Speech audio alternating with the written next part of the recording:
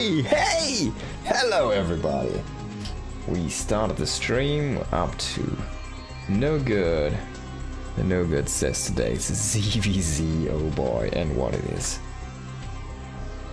As a celebration festival.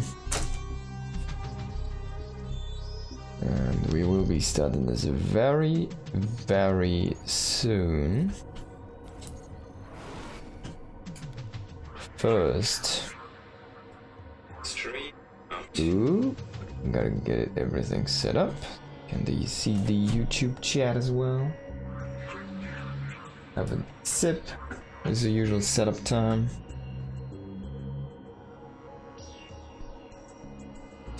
Ding, ding, ding.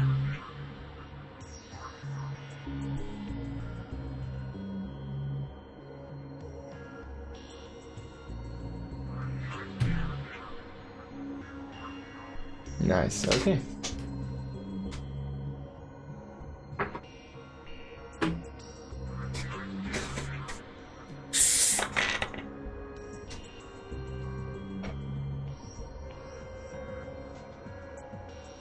Have a sip.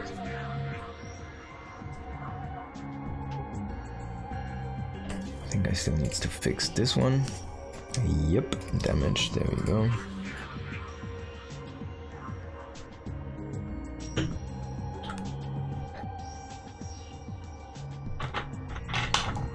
Okay, let's go into the Zerg game with the Zerg music. That's the wrong one.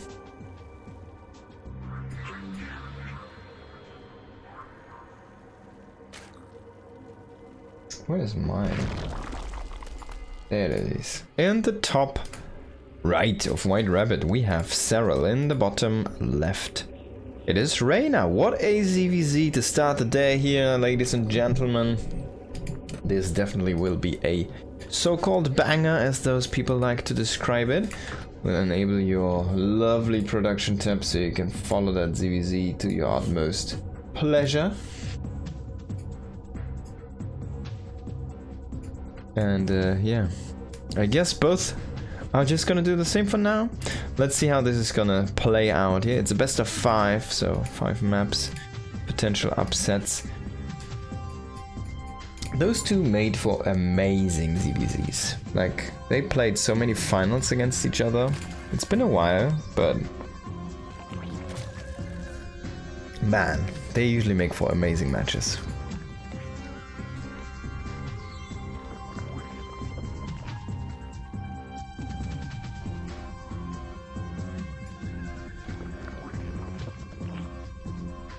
So let's see what we get this time here out of these two. Just very normal hatch gas pool openings here.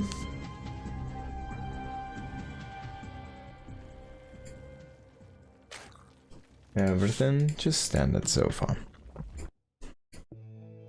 Not much to say here. I hope you had a good time. Hope you guys did enjoy RSL yesterday and or 2 days ago, I guess. I'm gonna go strong on that one.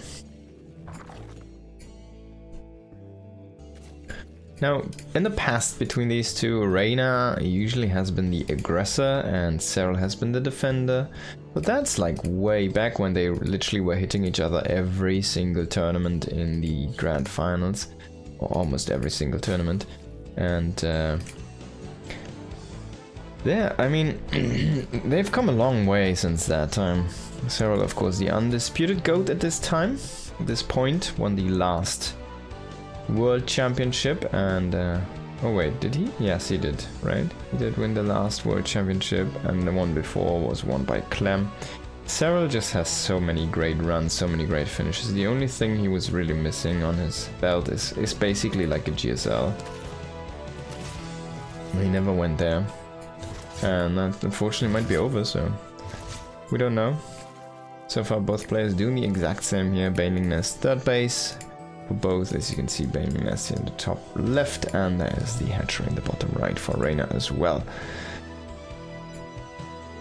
So far it's just like overlords kissing each other and things like that. Let's see. Both players actually are committing to links. We see a tiny bit more here for Reina, but that doesn't really mean anything necessarily. Both players are probably gonna want to do some poking here.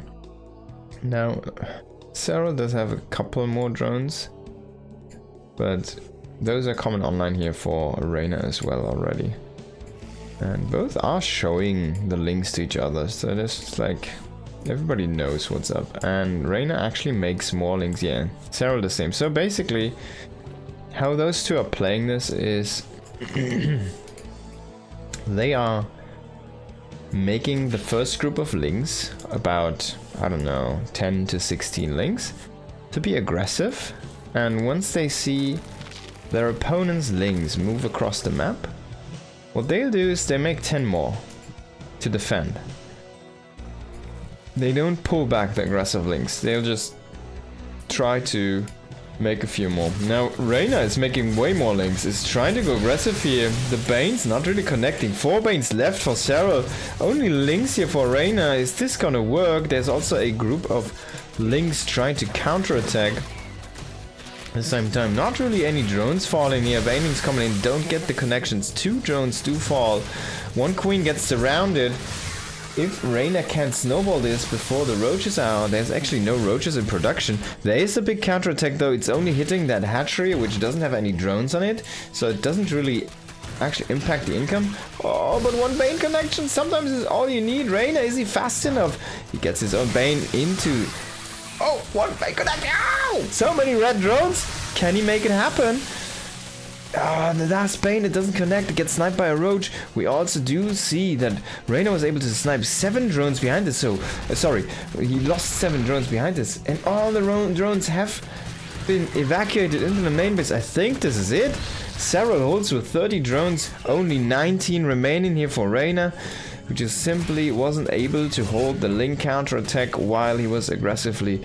And at 1 Bane, if he snacks all of those drones, that's a full mineral line, that's 16 drones down. That would be an even game at that point, even though, to be said, there is the roach tech online here for Serral, so say an even game, there's a tech advantage still for the GOAT. Reina's still not giving up, he's just pumping out units, but with this income disadvantage, it's gonna be very tough to keep up the production here. And as you can see already, only the link count is gonna eclipse here very soon for Serral, who's making roaches and links at this time. Adding in more and more banelings, we've got 5 to 6 banes, which is kind of comparatively similar here. A couple roaches and 40 to 19 links, so Reina still has the bigger army. Can he make it work though? The 2 roaches are really tough to beat here. They will snipe so many banelings before they can actually come in and connect. 1 Bane to detonate on 2, I think I would do that, Serral. He does not make it happen, but he snipes the rest of the Banes with his roaches. 1 last connection, give it to us, Reina. Give us the big bada boom. Nah, he doesn't give up. He gets 1 connect, which is pretty decent here on Reina's links. And GG is called. Reina does throw in the towel. The towel, Terran's towel. He went to Gumiho and he ripped off his towel and it's like... There you go. So that was White Rabbit, the first game. Next game we're gonna go to Ruby Rock. It's a best of 5, so we got a lot of games to play.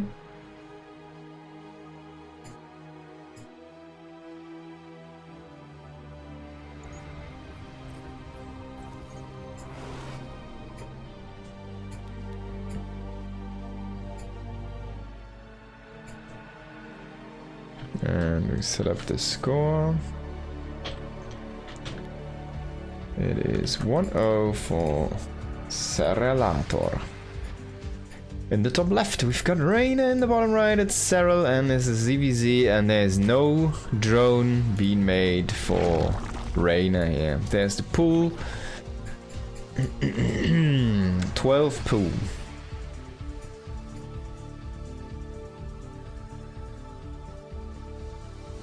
Can this work?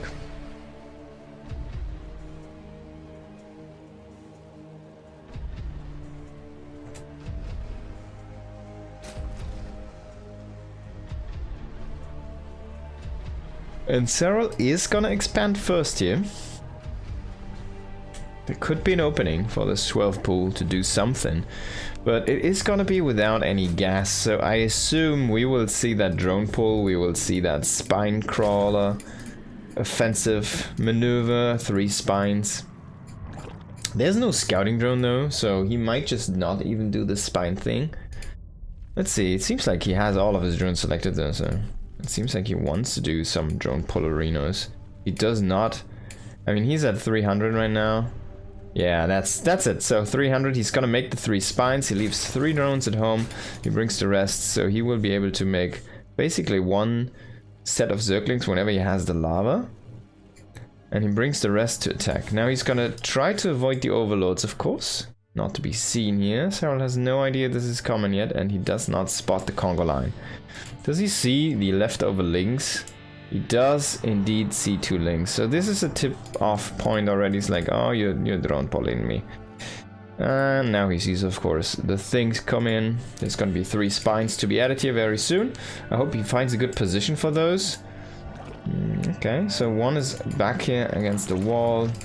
Serral, of course, has this all in vision. He knows that this is starting, and he just keeps on mining, and now he has to kind of sit tight and try to defend. Oh, he's trying to drill onto the drones. Of course, you don't really want to engage this as Reina because you need to defend your spine crawlers. And Serral is going to start to work on the spine crawlers. They do not have armor while they're in the construction. So Reina, you need to defend the spines, bro. He cancels the first one. He cancels the second one. 1 will finish though. Can he make 1 more? 1 finished spine is not going to win you the game. Look at that. He lost so many units here in this fight. So many drones are left over, and Serral is just mining from the low ground. He has a queen. There's 1 more spine on the way. Reina needs to work on something. I think you want to work on the spawning pool in this situation. And he will try. Oh, he couldn't even. No, the creep, it's not enough. And now the spine unroots. So, of course, this is in vision here for Reina. And the spine takes so much damage. He even transfuses a Ling here. What a beast. Look at that. And yeah, Reina even focused down the Ling. And that's the moment when Serral just won the game, when he transfused the Ling. No, so unrooting the spine crawler, of course, does relieve the pressure from the ramp, and doing that before the other spine did finish was a neck-breaking move. Even that to be said though, it doesn't mean that he was there was much of a chance left here for Reina, but it was a very difficult situation where Serral could just mine from his low ground. Like the first 3 spines, right? If you make 1 on the low ground, maybe things look different, but that didn't occur, and unfortunately didn't work out. So let's see what game 3 is gonna bring. So far, man, it's a best of 5, of course. So far, Serral is just getting tested in his early game defense, yeah, and Reina is just trying to bring it. But this time we are on Celestial Enclave, which is a insanely big map with a lot of defensive maneuvers, opportunities, capabilities here.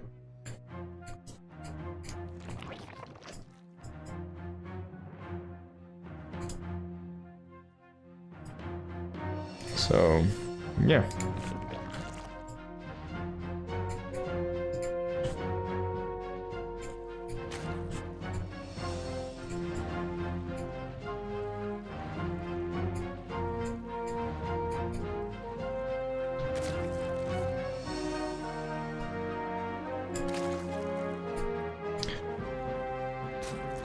Now let's see if Reina is gonna be the aggressor again. So far he's adding a lot of drones, like the standard opening, and Serral actually is going for a hatchery pool opening here with no gas. So Serral going into a different opening, but you can see he is at a lack of drones at this point.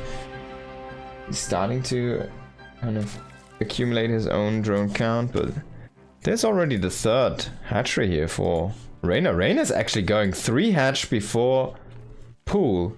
Okay. Okay, so both players not going into the standard route here. So there's no gas pool opening here for Serral. And Serral might not even see this. He has no overlord who's going into this direction. He's just going into the natural. He's like, oh yeah, you've got a normal natural timing, right? Maybe. Oh, maybe you made a pool first even, right? Oh, this might be genius. I'm not sure. We'll see though. The Overlord does move into the direction. The thing is, on this map, you have like 3 locations. You need to check the back door, the one here, and this one. So this Overlord might not see the space until there's creep reaching out. It's such a early third. I mean, look at this. This is the one for Serral in the back, and this is the one for Reyna. So he's gonna have such a big economic advantage here that he might just be able to snowball this game like after 5 to 6 minutes, where he's gonna have a massive lead. Kind of peak moment. Not sure if he can really use that though for his advantage. Now Serral sees the creep, now he knows what's up. He's like, oh, okay, you sneaky little guy, you made a third hatchery very fast. So he should know that this is no gas, but he can't really capitalize on that information because he doesn't have any gas himself. He played a very kind of a little bit greedy opening himself, so he's gonna check if this is 4 base. It's not, but yeah, man, you could go 4 base. This is crazy. He's gonna check with a drone. I like this, man. Serral is just a genius. He knows what he's doing. So he gets all the information. The thing is though, he knows now that how far he's behind. He now sees exactly what's up. He sees, okay, I know the drone count. The drone count is very similar. He sees that, but you see the tech count is also very similar. Why is this also similar? I guess Reyna is up right now, 7 drones or something. So there we go. There's the difference. And Serral is trying to set up a defensive wall here, which he hopes will carry him into a safer late game, because that's all he can kind of go for. There's gonna be the double lair here, both players going into lair at the same time, so the timings on the tech are very similar as they took the gases at the same time, but the mineral income is just so much boosted here for Reyna. And Serral says, alright, I need more production. If you've got so much more mineral income, let me try to outproduce you. So he says he tries to go into a 4th base here very fast. Reyna does not actually see this. He might have seen the drone transfer to that location. And he knows about the back door, of course. Peeked in with the Overlord. And he just goes for his own. 4 bases. 4 minutes, 44 seconds. And we in a ZVZ, and we see 4 base setup coming in for 2 players at the same time. This is crazy.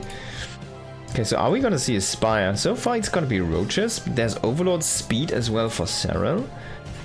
What is this gonna be here? Overlord speed over here and that backdoor natural. The issue though is like, as much as you have this, look at the 13 out of 10. This is already oversaturated. As much as you have the backdoor, this is a full saturated 16 drone base.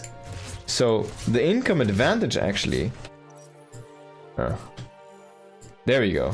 It's going quite in favor here of Reyna right now. Even though Serral has a drone more, he cannot use them. So that's why he needed to expand to this new base. But Reyna's just staying ahead, basically. He's saying like, alright man, I just make a new base as well. Now Serral is gonna try to do some roach drop harassment. And yeah, I was kind of thinking of that when I saw the Overlord speed. Like, oh great, gonna do some roach drops, aren't you? But I don't know how successful that's gonna be. Reyna has so many roaches against 1 drop. He shouldn't really be pulled apart. It's gonna be a little bit difficult to spot, but I think he should have seen it. You might have passed through that vision. Maybe he didn't really realize. And Serral is gonna drop into the main, but there's already an Overlord that was waiting there that saw this. He still doesn't react to this. He's gonna try to push this offensively right now. Let's have a look at the unit count. Of course, 4 on the offensive. It's 10 more roaches here for Reyna. And 4 of them for Serral aren't even back defending. Now he also has the higher ravage count, which just tipped in the favor here of Serral. But this is starting to snowball. 20 to 10 roaches. The defense line for Serral is starting to break here. And as soon as the drone damage is gonna amount And more reinforcers stream in here for Reina. Man, this greedy play really paying off. He hits the perfect timing at his own power peak. And he just snowballs this fight so heavily in his favor. It doesn't even look close. It looks like it's something you can't do to recover here as Reina. But he's still... Serral is still doing this. He's still doing this with the Overlord. He's still winning. On the other side of the map, he's still winning in the economy wars because he still snipes enough drones. This is gonna be shut down now very soon. Yeah, there's the second queen coming in here, jamming onto the Overlord. All three roaches do die. They don't trade out in the end. And, well, both players are going into the 2-2, but yeah, Reina is just sectioning off a group of units to try and snipe the Ravagers, but there you see, it's very difficult to actually do that, because all of the roaches, if the Ravagers micro back a tiny bit, all of the roaches who have that concave are just eating up those small forces that try to push in there and snipe the Ravagers. In the end though, still, even though he's actually trading more efficiently even, because he has the big army, I guess, yeah. Reina is just snowballing, he's out of control here, second wave is gonna do the trick. Reina does take a win on the board. And in this best of 5 now, finally, we've got a point here for our Zerg player from Italy. Now let's load up game number 4.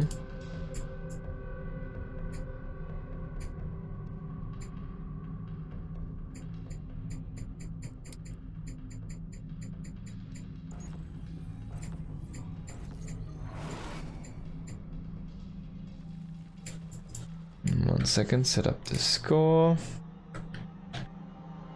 It's best of 5, and this one's 2, and this one's 1.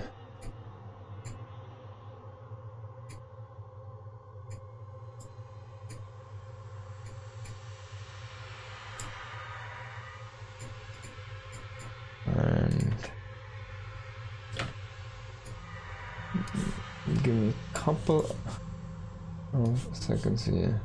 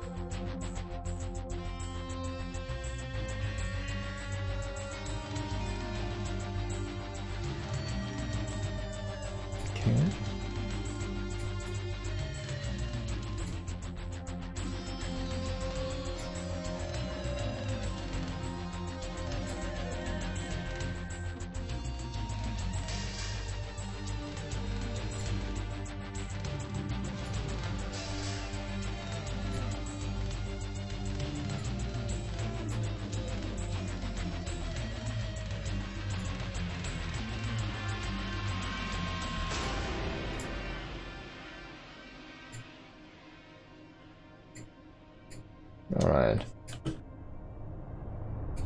So, sorry for the delay, let us hop into the next game here. In the bottom left, we've got Serral, the goat himself. On the top right, we've got Reina, the challenger, the eternal challenger. It's a very unfair title, to be honest, because he's a world champion. He has done it before. He has made so many finals appearances. He won in Gamers 8, which before it became the World Championship. So yes, ladies and gentlemen, he has those. He won in IEM Katowice while it was the World Championship, of course, during the Corona pandemic. So he didn't get to play in front of a live audience.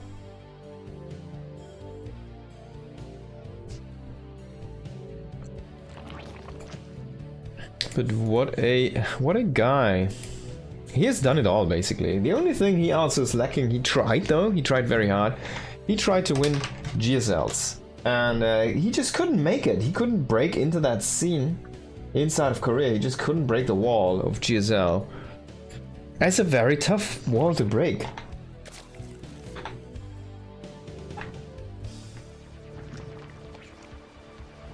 I think still to this day, the most successful foreigner player in GSL of history is Liquid's Jinro. From 2011 or 10. Pretty sure he made like the first 11, right? 10 or 11. He was doing 2 round of 4s. I don't think anyone can compete with that in GSL. Which is funny, right? A lot of people were saying, hey, GSL is washed down. Yeah, it definitely is. But it was still GSL. Like, not too many people dared to go there. It's still tough to qualify for. It's a tough competition, it's a tough setup if you're not used to the ways of those preparation tournaments, right?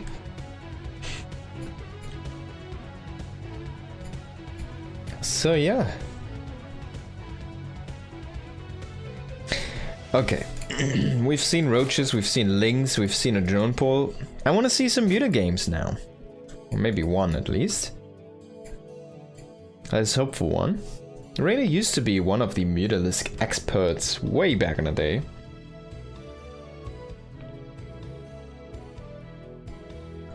And now they are a little bit stronger, but it seems like they're still not strong enough in ZVZ just because of the power from the Spore. And how easy it is to defend against those. There's a lot of timings you can work with against Mutas, which is still a funny thing because now you can... Like, I guess it's really just the power of the Spore. They should definitely... Like, the Spore has so much damage right now, they should just... Does it still have bonus damage against Bio? I think it does. They should just take it away. I don't think it's necessary anymore.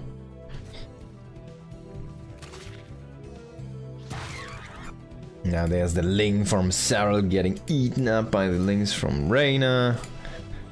Some cannibalism there going on.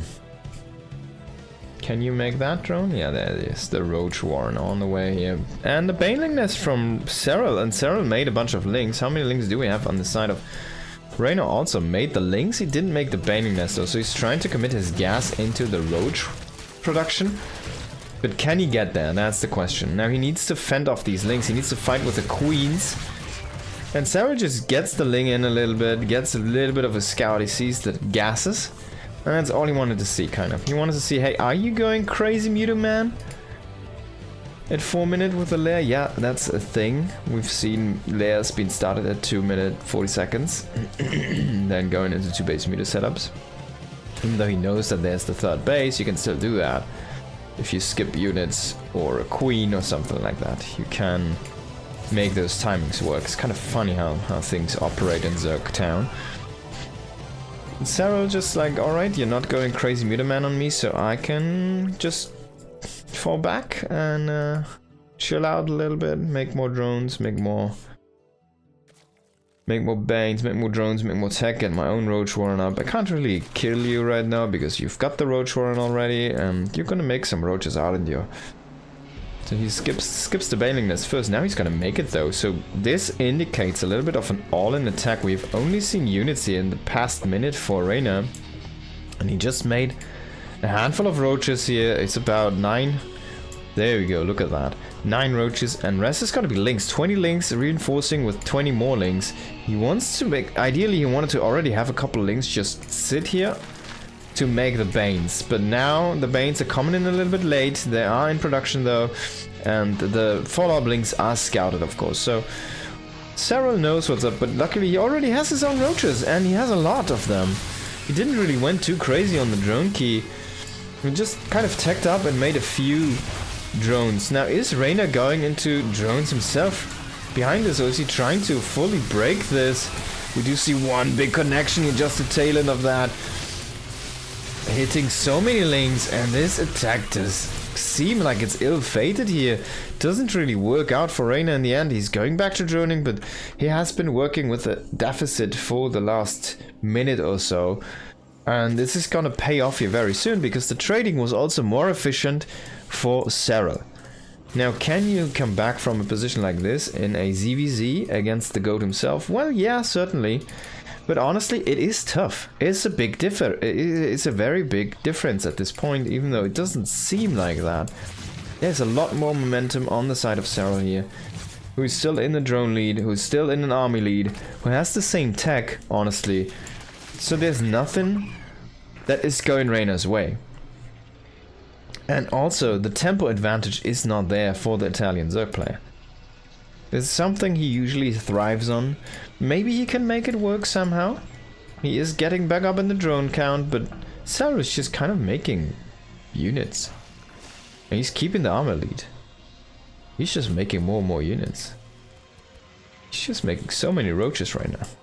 Just say, alright man, let's play roach. Look at that. There's roaches every 25 to 13. One link to 30. And Serral still has 5 Banes.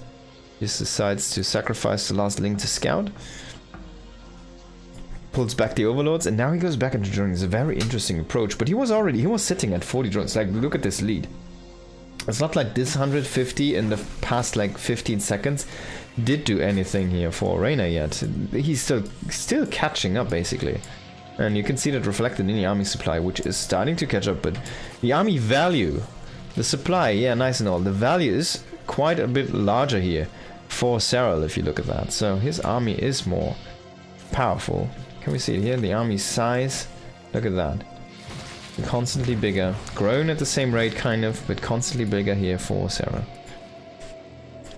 Both players now on very similar drone counts, but then army quality, I can't stress it enough. It's 31 roaches against 16. Reyna is trying to go in for the second round. Can he break Serral? I don't think so, man. This is not, look at that, 100 to 100 army supply. 5 Ravages to 5, 14 roaches. So he does get a Baneling in, or a couple I guess. Does only get 2 drones. It's just not something that should be able to... what? And he's coming in with the links from the side, but the Banes are flanking the links here. And now he's even using the Banes trying to get on top of the Ravages or some Roach clusters. And the army for Reyna is just shrinking. Serral just made the same. He just made the same with 10 more drones for like 5 minutes almost. Not 5, let's say 3 more minutes. But yeah. Wow, what a big snowbally effect here in the CVZ. Reyna is scrambling to try a defense. He's trying to tack up now. He's saying like, alright, this just doesn't work. Can I... if I can hold here, if I can miraculously make a defense, maybe Serral, I can bait him into a mistake. And then maybe I can hold on, but he cancels even the Roach, or it got cancelled the Ravager there. He has 2 queens only in this defense line. He doesn't even have the superior Roach numbers, not even the superior Ravager numbers, and not even the superior Ling numbers, which are also getting flooded here right now. In the middle of the map, fighting a meaningless fight there about center control, which does not matter. And in the end, the reinforcements come in, and Serral is gonna take this best of 5. Well played. And Reyna does drop down into the losers bracket, if I'm correct on this one. So congratulations here. Next we go into a TVP. Need to get in 1 per day.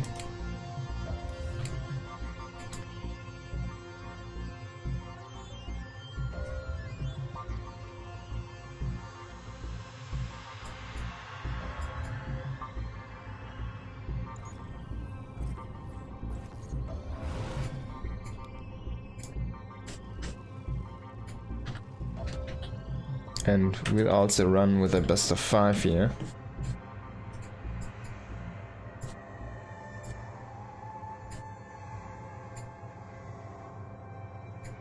So let's hop into this one. In the top right, we've got Hero Marine, and in the bottom left, we've got Zaun. Hero Marine against Zaun, and best of 5 is the first map. Zaun immediately going with a Proper Cross.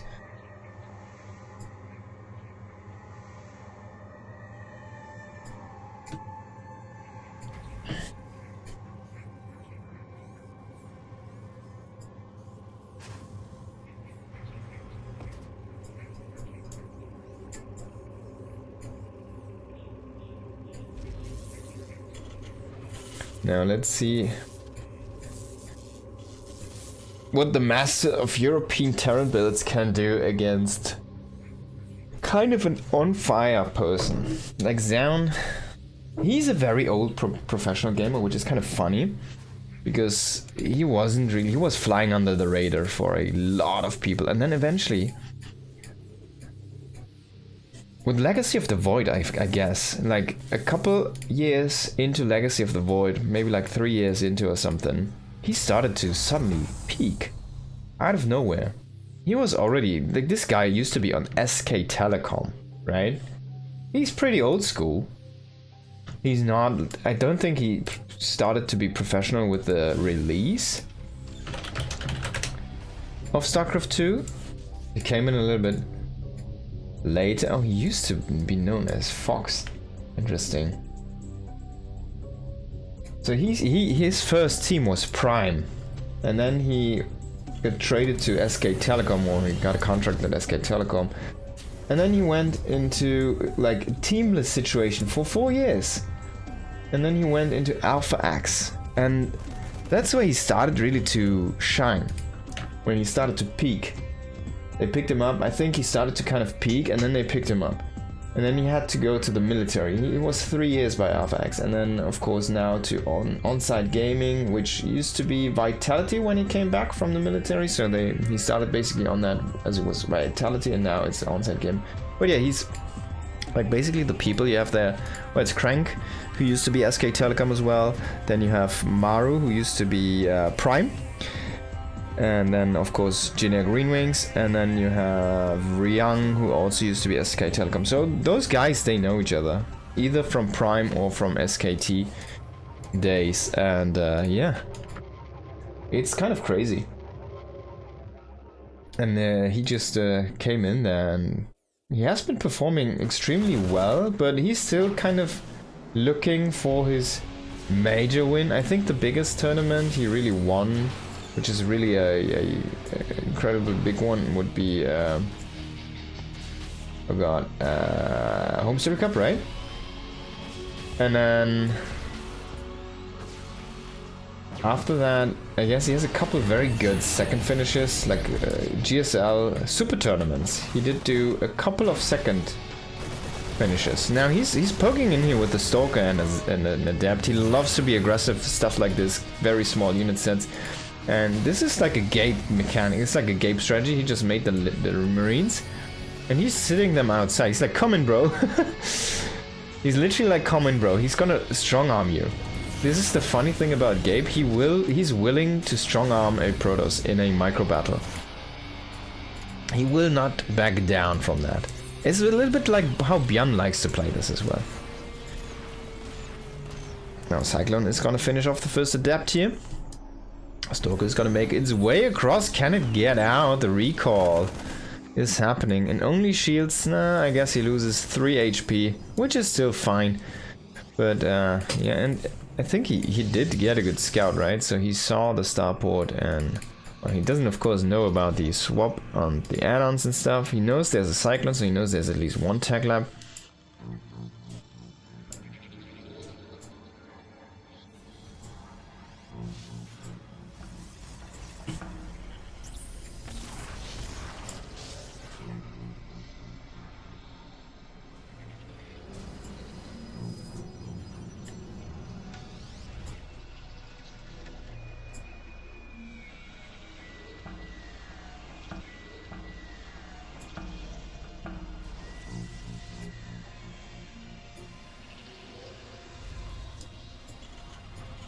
Gabe actually going into 2 Cloak Banshees here.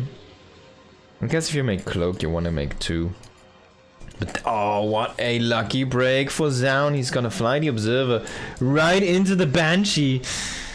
And I don't think that Hero Marine noticed, because he didn't look at that moment. So he's just gonna fly in blind, and well, this tank and this forward position, it's a very funny position, but he can hold that high ground.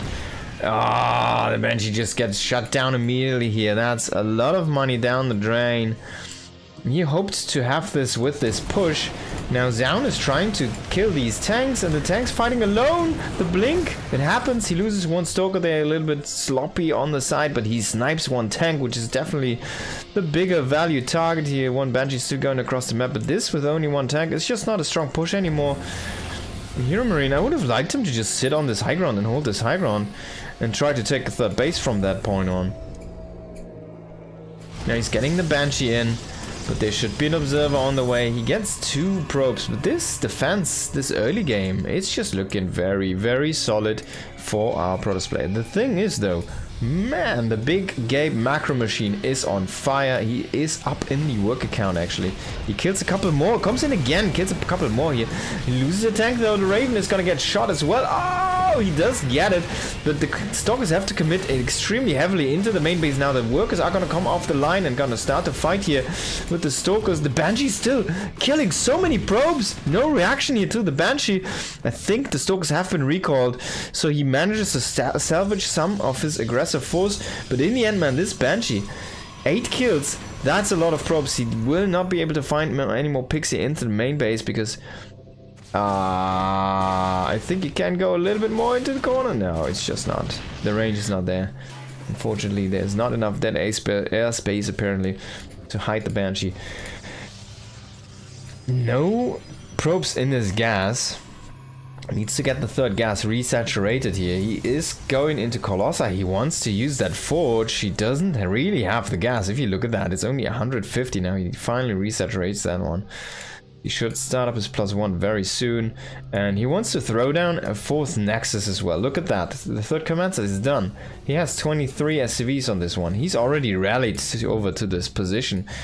And he will drop that command center there very, very soon. He's gonna move out. Now, Zaun also expanding, but the tempo in this game, it looks good for Hero Marine. He has the big army. He has basically a big economy, honestly. I mean, we can have a look at this, but this is the mules. So the economy overall, it looks a little bit better here for Big Gabe. And he has a more sophisticated army as well. It's mostly Blink Stalkers. I guess there's a bunch of charge slots now as well, but they don't really have any upgrades. On the other side, we've got full-fledged bios, 9 Marauders and 29 Marines, a couple of Medivacs, 4 even at this point, 1 tank still in the mix here, and the Cyclone. Man, this is looking amazing here for Hero Marine at this stage of this game. Of course, this can swing around, comes down to harassment, comes down to engagements. Terran army is very glass cannony, very volatile, so we don't know. This is a very good setup, it seems, though, here for Hero Marine. A big spread here. Colossi not really finding the targets they want to hit the Marine clusters, but there's no 2 big Marine clusters. Now, Gabe is chasing up the ramp. There might have been a little bit of a mistake here. Colossus is finally starting to get those swipes off. 10 on that one Colossi, and most of the Marauders have been depleted from this force. The tank is gonna fall as well. Wasn't able to retreat here onto the high ground, and Gabe has to kite his way back home here. You will lose more units on tail on this, but ideally you just want to keep the Medivac safe. Oh, he has the reinforcements coming in. One more tank actually, funny enough. He's still producing single tanks here. And he has a bunch of units coming in here as well from the sidelines.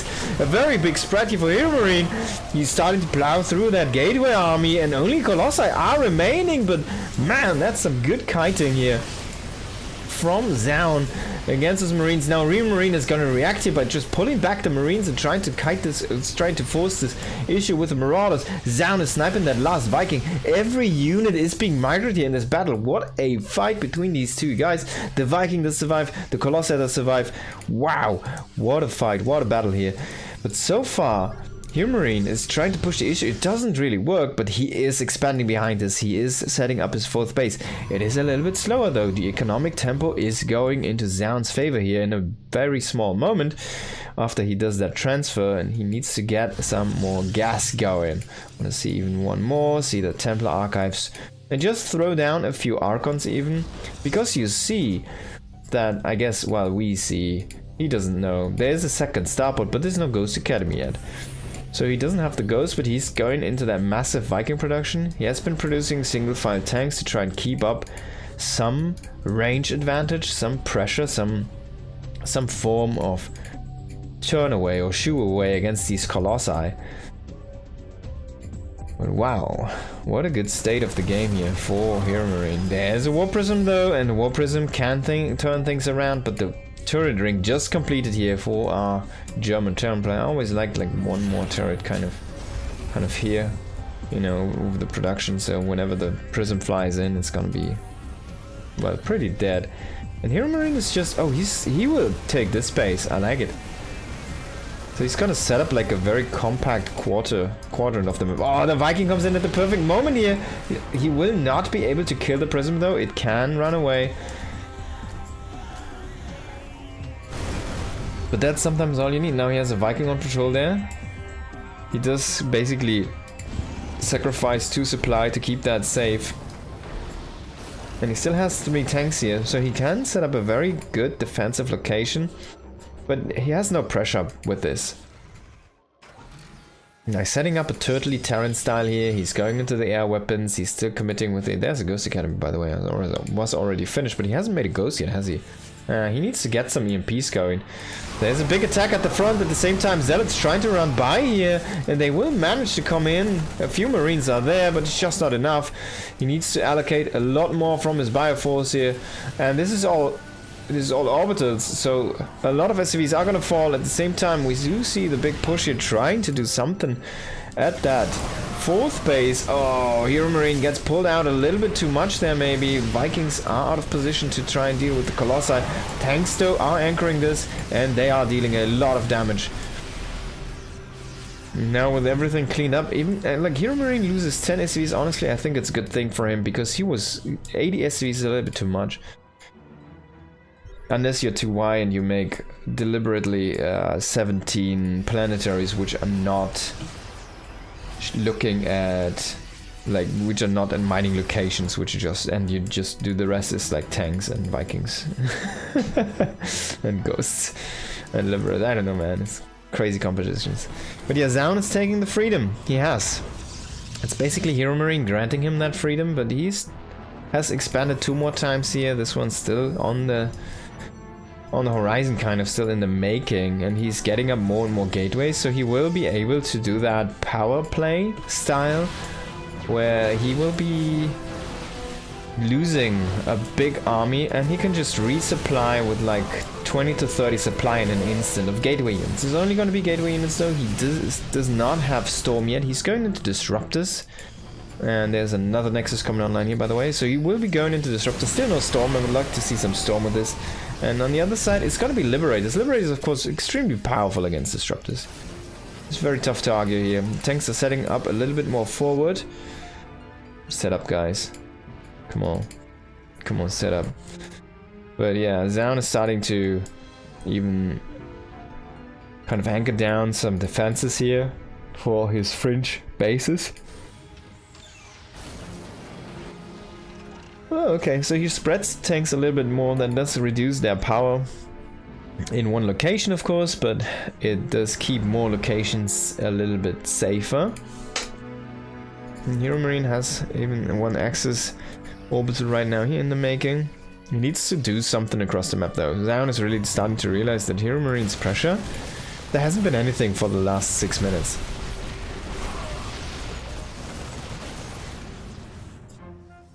Medivac upgrade coming in here, Liberators in production, Ghosts in production, +2 ship weapons, 3 bio upgrades, a couple more command centers. On the other side we see Observer speed and Warp Prism speed, both here.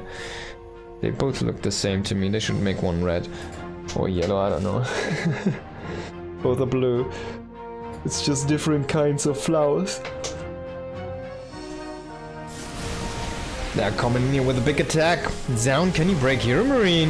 I think it's a difficult angle. There's a lot of obstruction as well. Only Zealots kind of funding through that small area.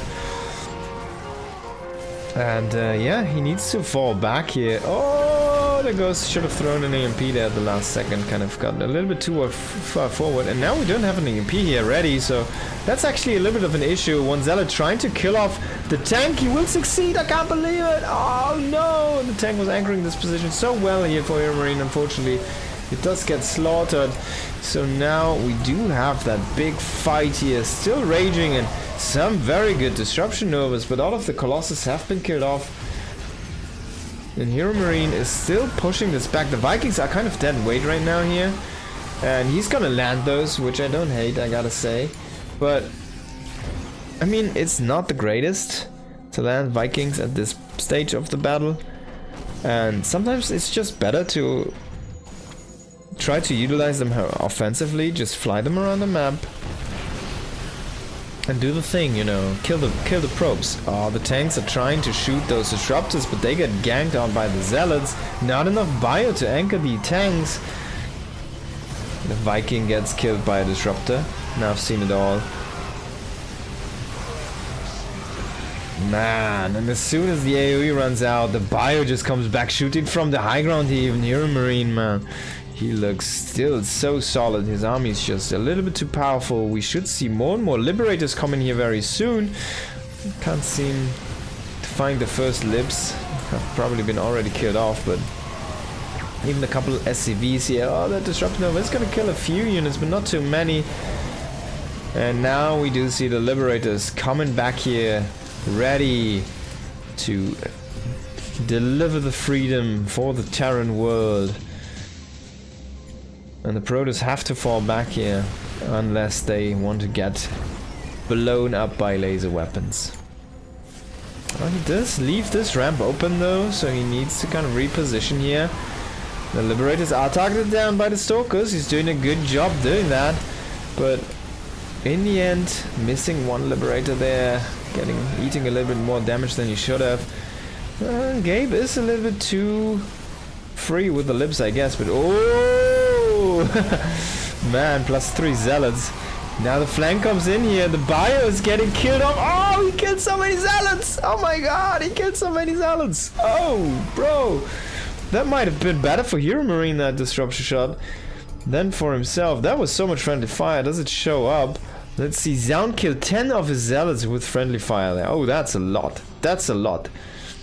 He lost 100 and he killed 10 himself. He killed 10% of what Hero Marine killed.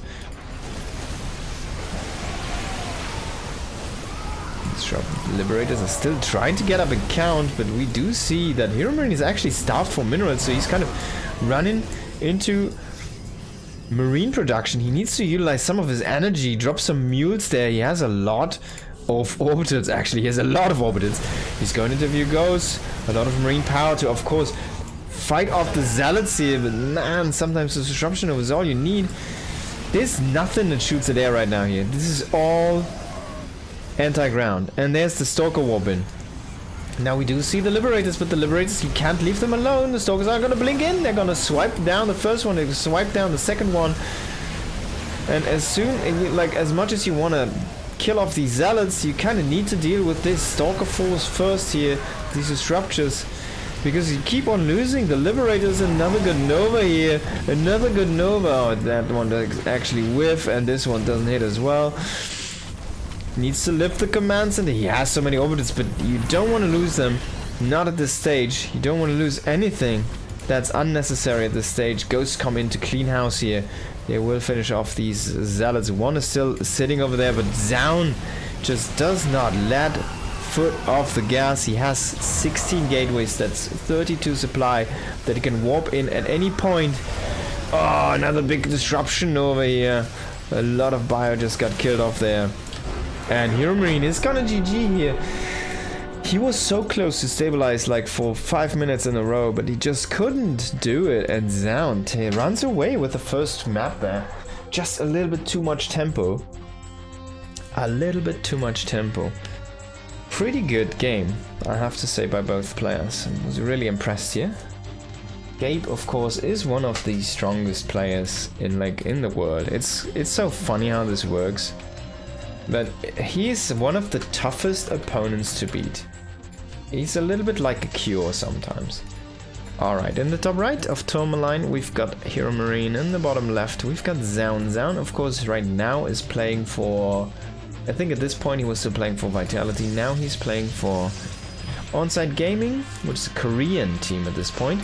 And in the top right, the Hero Marine man, the German guy, the pizza backer, he is playing for Mouse Esports or Mouse Sports Gaming. They have rebranded a couple times, and it's a German professional organization which used to be Counter-Strike, I think, in the beginning.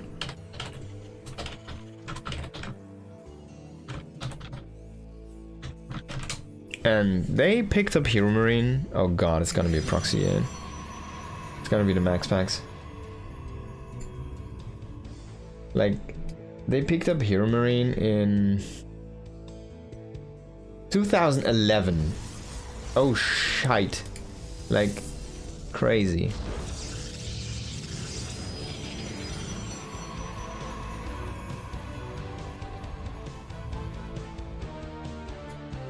In 2010 they had a few Nama and Mana, I guess. Show all.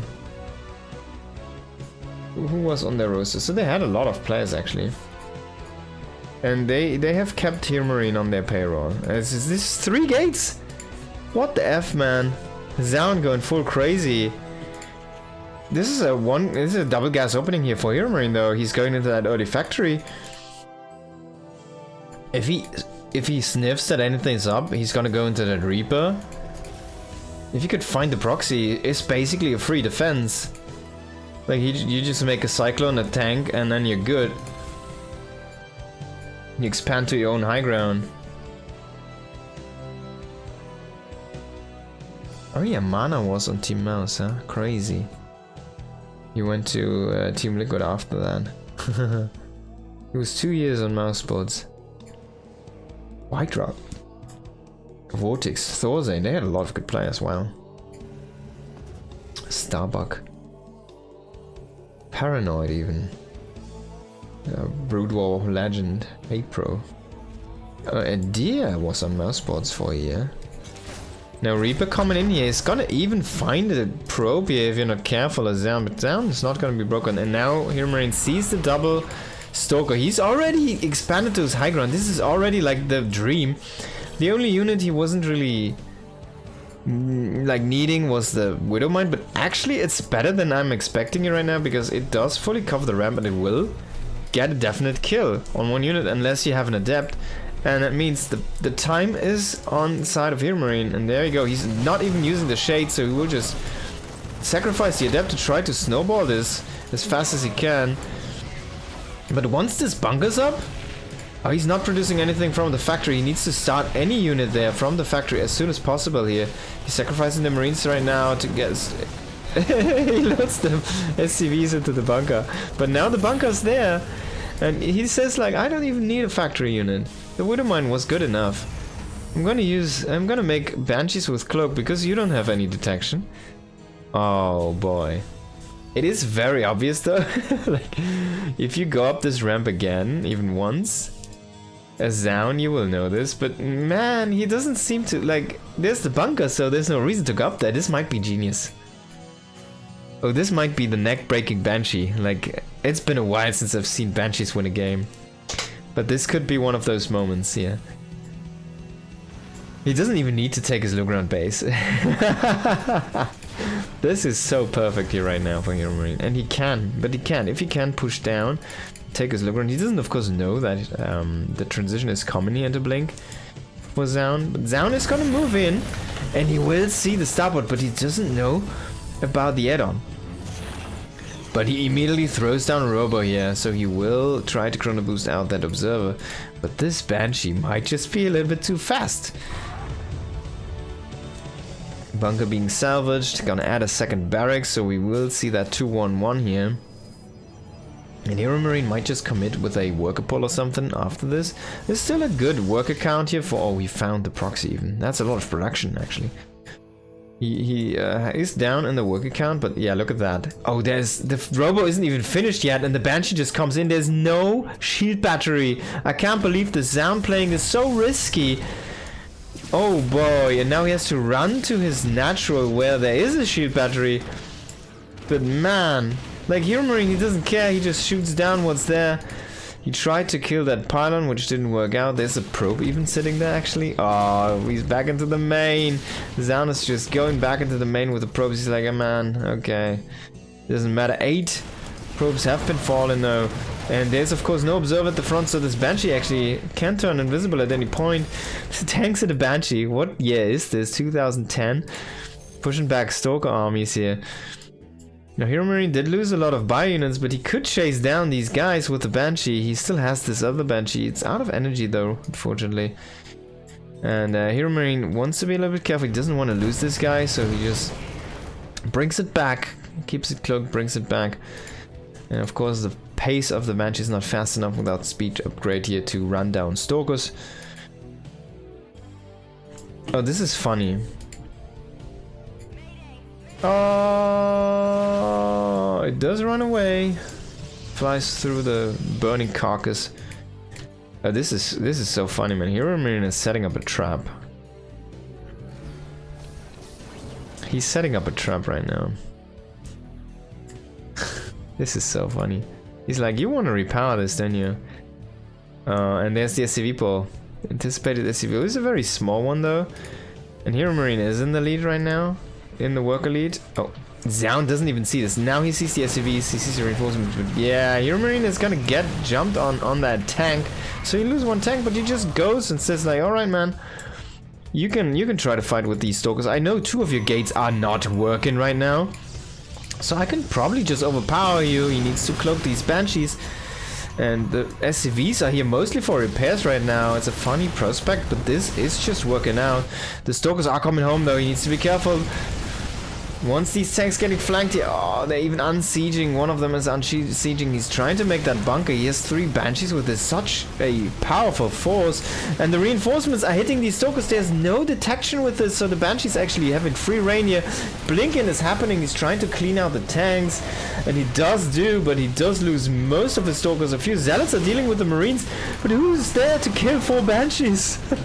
3 Stalkers at 2 HP? No! Hero Marine is winning this with Banshees in 2026, ladies and gentlemen. You saw it here first. No, actually not, but wow, what a beast. The biggest of Gapes. It's just killing one of the world's best Protoss with cloaked Banshees. Literally, quite literally. Look at that. GG's called. Oh my god. What a game. What a game, what a Gape. Wow. Wow. Love to see stuff like this. He just kept on making Banshees and it just was the right call. Zaun wasn't focused on picking off the Banshees. He was focused on picking off the tanks. And in the end he loses to the Banshees. What a great play. What a great play. Hero Marine. The biggest brains of the biggest of all of them. And the biggest muscles as well. Alright, so let's go into the next one. On the top left, we've got Hero Marine. In the bottom right, it is Zaun. Kind of got bansheed in the last game.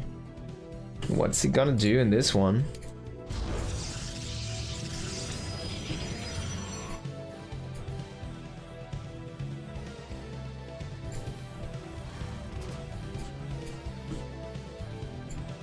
But he tried that very risky proxy.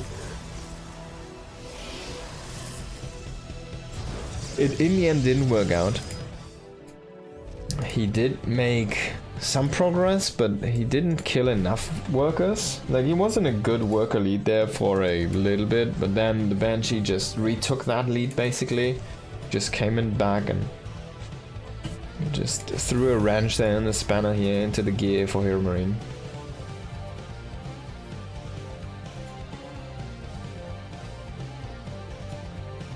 And so it's gonna scout with a probe, would probably harass the SCV a little bit, but he will also see that this is a 1 gas expand for Hero Marine. This is a one Rex expand.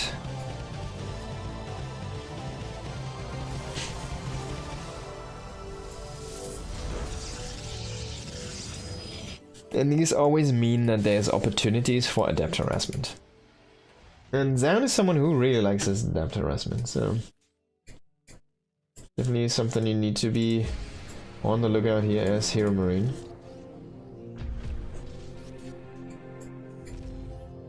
We'll throw down a command center. We actually didn't really get a shot off on the SCVs. Quite the other way around, where the SCVs got a lot of shot offs onto that probe. And the probe does go into the very top right corner. I don't think he's gonna make any proxies. He's just gonna scout around to see if there's any hidden tech, like a hidden starport or a hidden, I don't know, SCV or a hidden thing.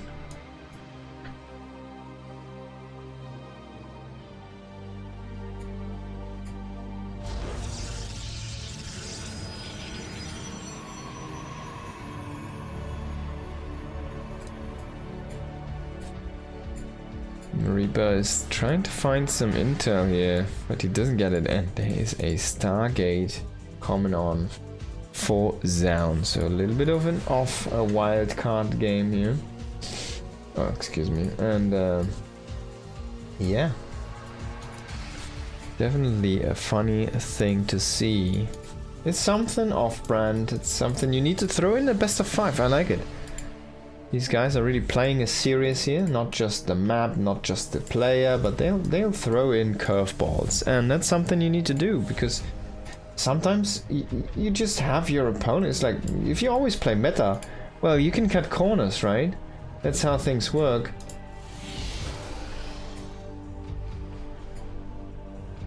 And if Hero Marine can cut too many corners, because Zaun is always playing a meta game, that means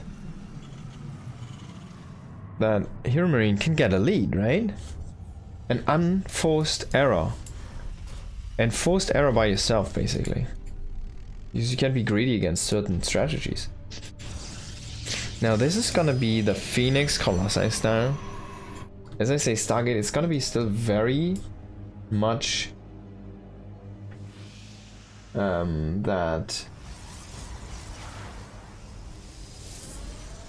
you say it's very much that oh, okay, I don't know, it's a very safe style. It's not a very all-in-y style. Like, Phoenixes are there to catch the Medivac, they're here for the drop defense, and they'll be there to tank for the Colossi. They're also good at picking off units, and he will grab the Reaper here for now for free. So he's gonna get a lot of free trading, he will grab that. Hellion for free now. And Hero Marine is like, but I see the Phoenix, what am I doing though? And he decides to turn around. He says, alright, it's just not worth it. He probably has the Phoenix at home. He'll probably just catch me. And then the Widow Mines are not gonna do anything. So he sees the Phoenix at his home. He's like, alright, man, you're attacking me. You're supposed to defend your bases with this right now. I guess I have to commit the drop.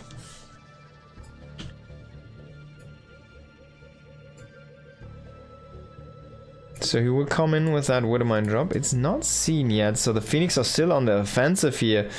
On the other side of the map, there comes the Widowmines. I want to see one dropped over here on the ledge. Oh, he doesn't. Oh, what a nice split there at the last second. He still loses 4 probes in total, and the Medivac does go out. The Widowmines are trying to walk away here. Can you run away? How fast are they? Almost 4, but they can't outrun Shades. But they can... and they can't outrun Stalkers. Oh, the Phoenix also find the Medivac here. And it does get destructed. Templar Archive's gonna finish up here. Are we gonna see that Storm instantly? Indeed we do, and a Chrono Boost. So it's not gonna be that Colossi style, which is funny. Because you'd think about this, right? You say, alright, it's Phoenix Colossi. It's Phoenix Charge. It's Phoenix Charge and Storm. And he does not, oh, he does have charge, so he doesn't have blink. So you go Phoenix, so you don't need blink to chase down Medivacs. And he goes into Storm because he doesn't want to be the Vikings, the winner of the game. Because it does count to 2 units, right? The Colossi and the Phoenix. Oh, if you can click that low Phoenix, he can volley that one down. With 4 Vikings. Just eating some damage here. He does show the Phoenix though. He does show that he hasn't produced any past 4. Did he lose one? No. So he only has produced those 4, and he shows that. It's like, yeah man, here's my Phoenix, blah blah blah, I'm making Colossi, ha ha ha. Hero Marine, is he gonna fall for this? I'm not sure. Storm is completed now, and we're going into Blink afterwards, because of course the Phoenix are gonna fall off, and eventually you need something to be flexible again. Weapons and stuff.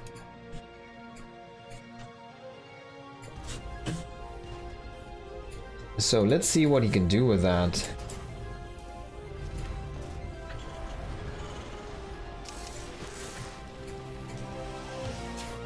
Phoenix are not really finding an entrance here. Vikings are still on the chase, but Hero Marine has 6 Vikings. That's a lot of Vikings. It's not too many.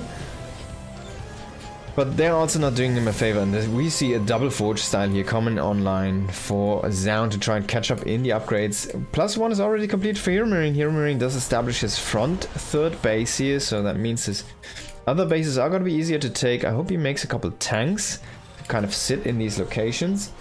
His tanks are very, very strong.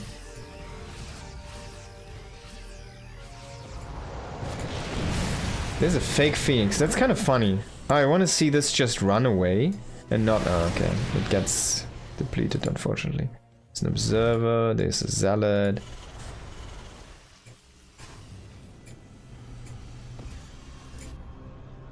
There's a lot of map vision here, more and more gateways. We do see eventually now the Colossus tech come in.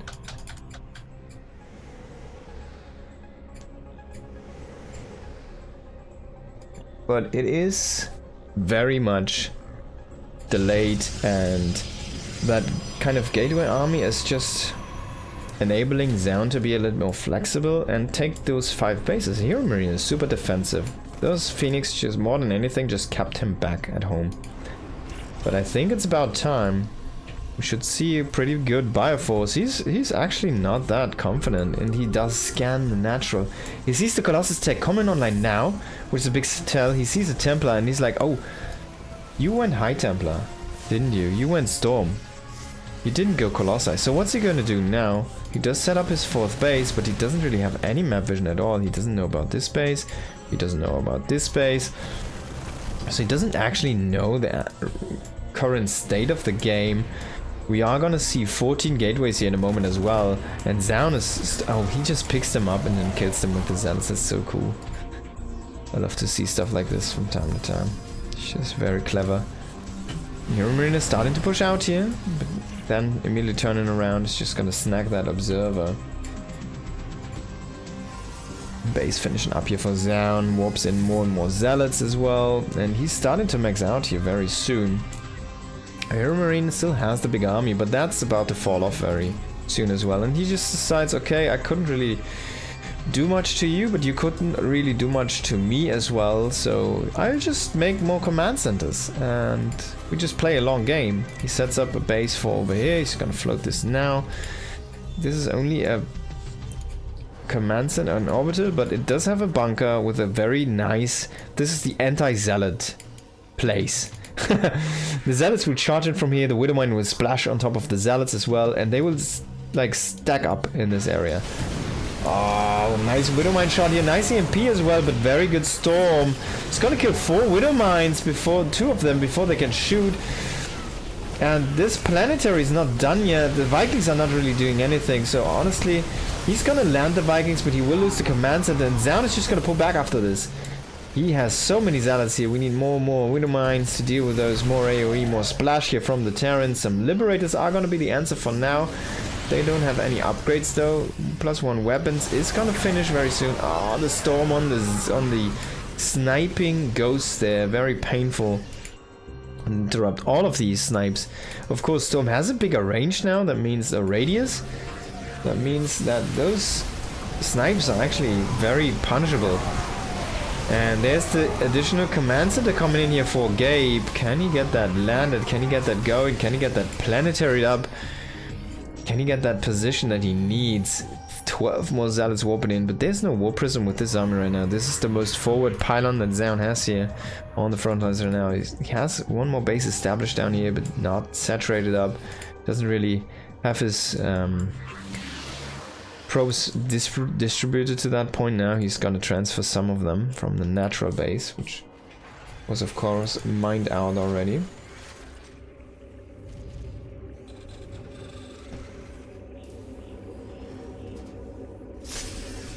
And trying to push in here again, Zaun that is.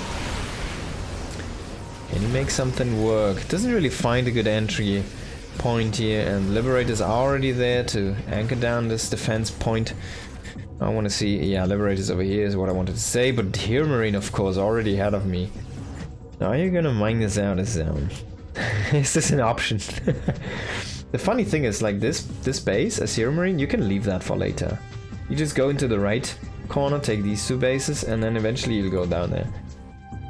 But yeah, the transition is coming online here. The Stargates are gonna come in. Gonna see that fleet beacon, which is not... I don't think he has a fleet beacon yet. He needs to make that fleet beacon. I think he forgot that he already had 2 Stargates. Oh, he made... So instead of making that fleet beacon, he made an additional Stargate, I think. That's what it is. So he's gonna be surprised when he has 4 Stargates but no fleet beacon in the moment. It's definitely gonna be a massive tempo hindrance here for Zaun. Who ideally, yeah, there we go. You already went into the second cybernetics core. That's not when you start your fleet beacon. With 4 Stargates sitting idle here. But he will be able to 4 produce, quarter produce Tempest, and that's a tempo that Hero Marine is not gonna be used to, I think. That might be something unfamiliar here coming in. Because that's not something you do.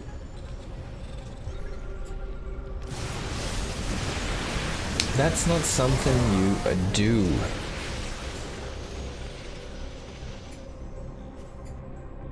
And Hero Marine... Oh, I'm sorry. I just need to ban a guy from chat.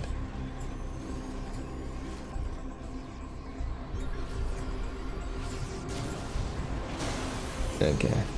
Got that out of the way. So Hero Marine is someone who is very bad against off-brand, off-meta, like, random things. That's why he was always struggling to win against people like Parting, for example.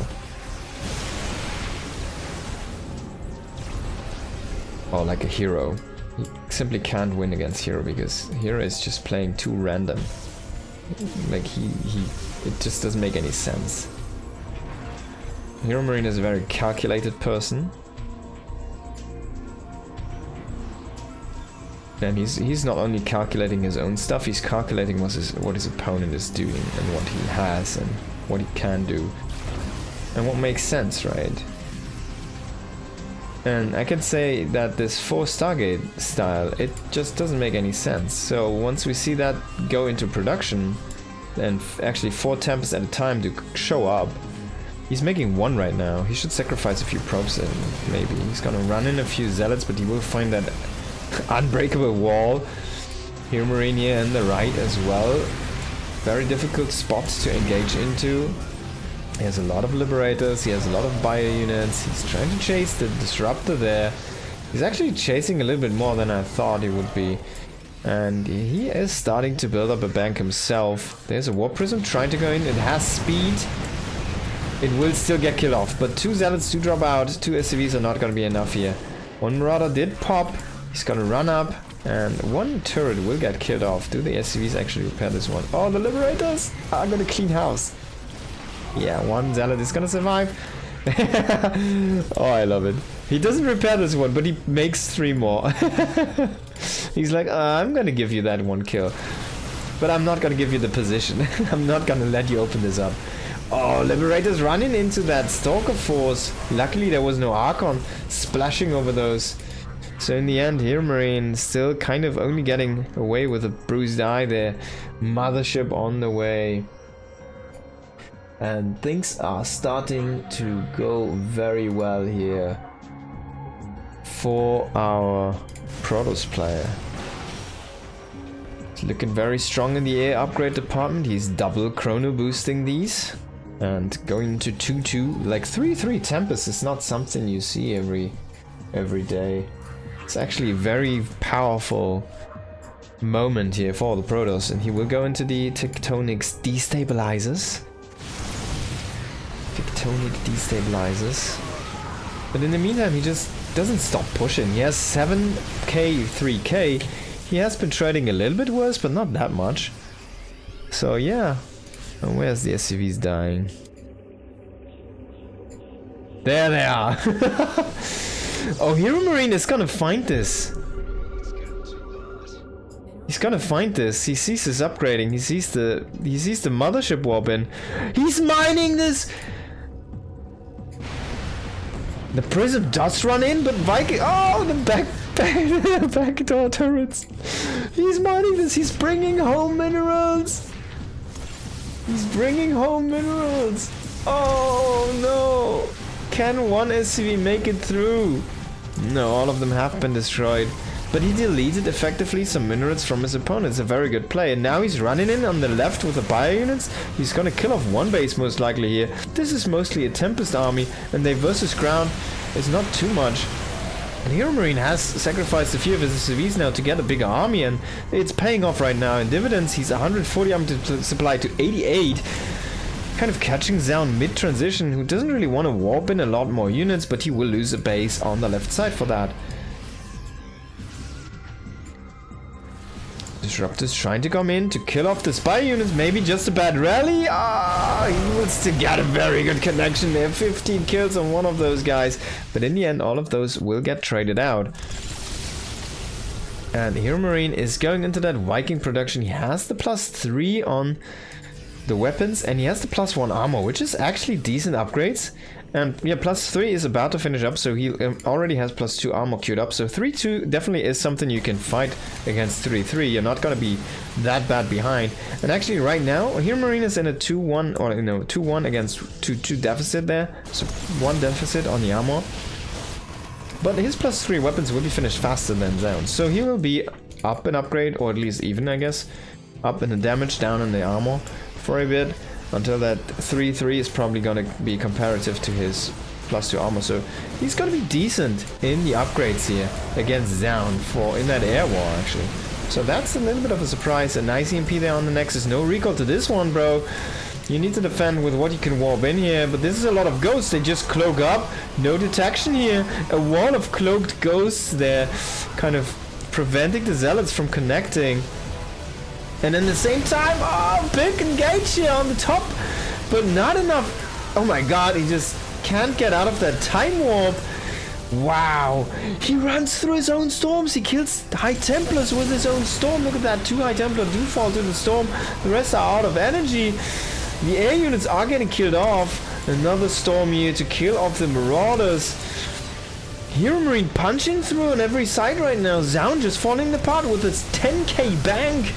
What is he making? Carriers right now. You're not going to reinforce fast enough with carriers against this. He's warping in. He needs Zealots, man. You need Zealots. In a moment like this, he loses the Disruptor. He needs Zealots and Storm to hold on here. Hero Marine with a quality move at 2 fronts at the same time. Pushing back Zaun. And I mean, Hero Marine has depleted the bank himself. He had. But look at that. He's building a new one right now. Oh, look at the income. Look at it. 2k, 3k. Can we see the 4k? Can we see it up to 4k? 4k. Hero Marine, the madman, making more expansions at the same time. If he can hold the high ground here, he just doesn't let Zaun come in. There's still a lot of production going on for Zaun right now. A lot of units are in that production, but Hero Marine's bank is gone. Can he keep up the tempo? If he can keep up the tempo, can keep up the production, then he might be able to win the game. Oh my god, he like brings in 4k minarets per minute now. That's 1,000 in like a quarter of a minute, right? What's a quarter of a minute? Is it 15 seconds? That's 10,000 minarets. Sorry, it's 1,000 minarets per 15 seconds. That's so much. That's insane. Of course, it doesn't last too long, but man. Can he keep up the production though?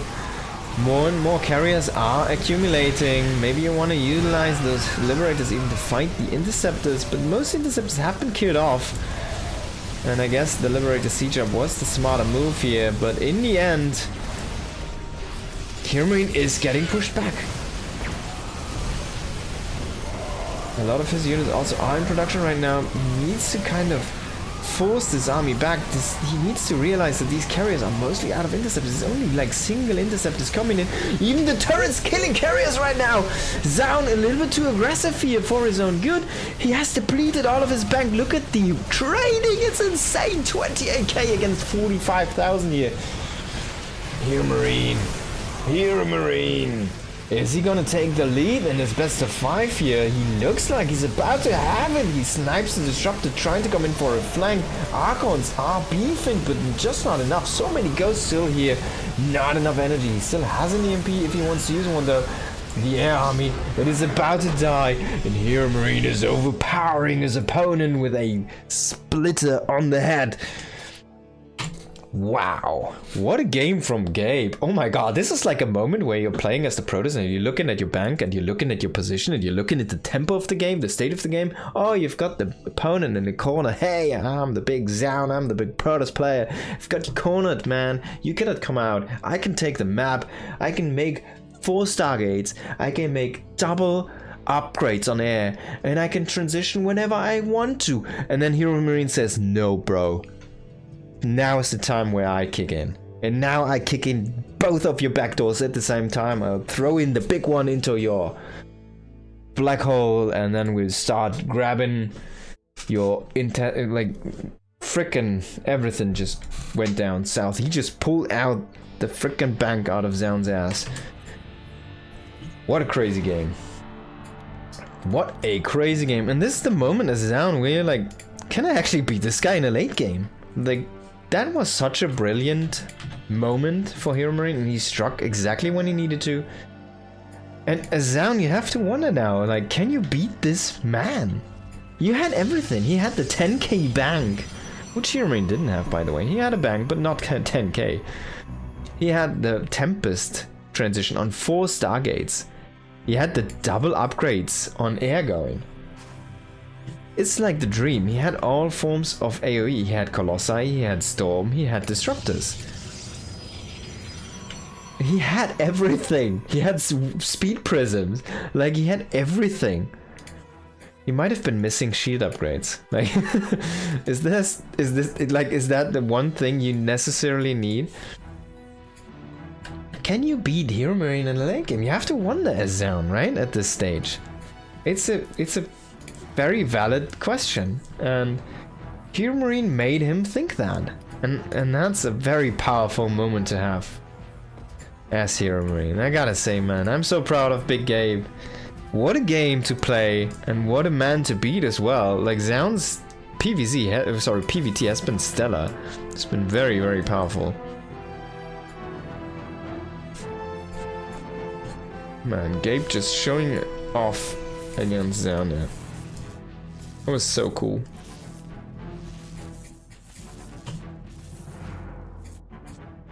Now, can he do it again, or does he do a different one? I want to say Hero Marine is not above. Excuse me, Hero Marine is not above the SCV pulls. So if he thinks he can win with an SCV pull, he will do it. He doesn't need to.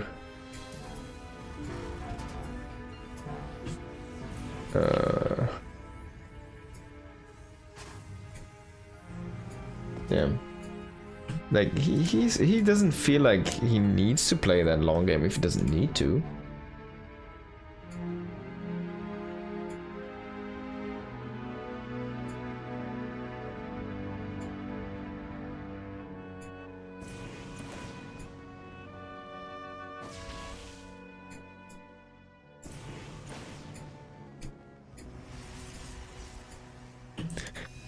So Reaper coming in here, we see that Widowmine again. He did that in the last game as well, if you remember. Oh, I guess 2 games ago. He went into the Widowmine first. It's a very interesting unit to have in TVP as the first unit, because it will be there before Blink. It will be bad against Shades, but you can unburrow, so you can counter micro that. But yeah, you'll not be good against that Blink eventually, right? And it's not good against a lot of units, but it will definitely kill. Oh my god, he's such a quick starport, but that Phoenix Scout, man, even getting the Widowmine shot, he knows what's up. So Zaun knows what's coming his way, and he should be ready to defend that. That sentry was a very genius second unit there.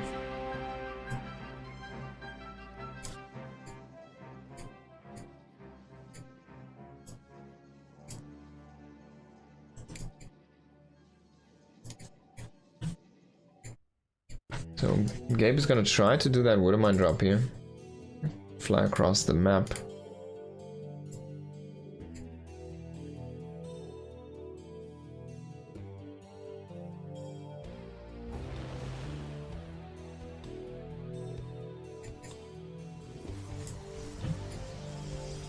Let's see what that defense is gonna look like here. I'm just gonna get stuck on that medivac. So he does not intercept the medivac. He will lose one probe and... oh, a lot of mining time. I would have wanted to retarget there on another probe, but yeah. In the end, pretty decent drop here. He does get one Widowmine out. He will do another one. He will do another one. Oh, he will do another one. Oh, he will do another one. He comes in. There comes the medivac, and he can redrop the one on the natural as well. We're just deny mining for now. He settles for one probe. He could evacuate that one probe. Oh, God! That almost hit. Oh my God, man.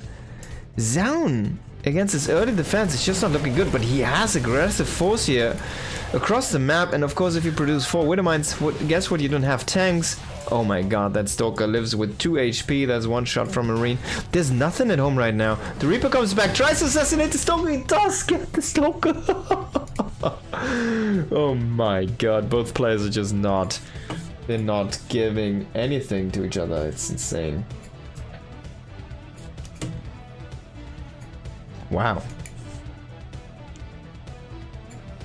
Zaun is still trying to find this medevac, but there's a lot of airspace here. Your Marine boosting into the Stalkers. Oh no! He needs to drop out the Widowmines. He drops out one, but you can blink get this one, so this is gonna be a confirmed kill here until that blink is uncool. Oh, Your Marine doesn't make it easy for him. Okay. But yeah, unfortunately here, I wanna say. Now he wants to catch the Stalkers, but I guess he won't find them. He kind of expects them to go aggressive, but they'll just rotate through the middle. So they will go aggressive, but not as aggressive. Now that also means though that Hero Marine has an opening for himself to maneuver those medivacs through, and he could cancel the third base. There's nothing really there in position. Zaun moving now a few units, but they're not there to ready to intercept or anything. I guess I spoke too soon. He will intercept a little bit.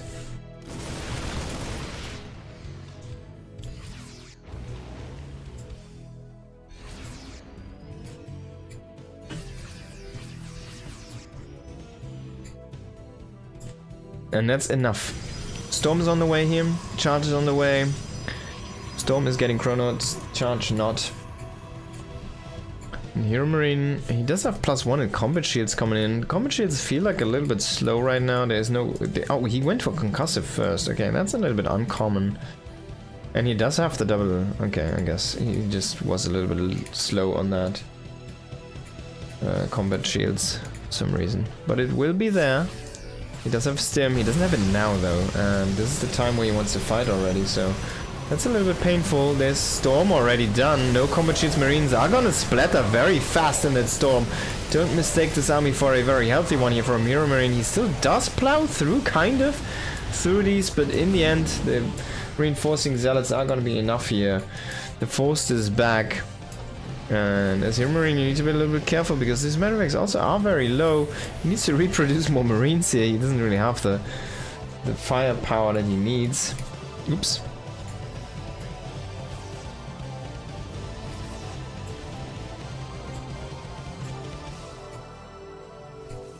There's still the Prism with the Templars inside. I guess he has 2 Storms here. One medevac gets sniped. Very nice pick by Zaun, but let's blink out. Does throw down 1 Storm here.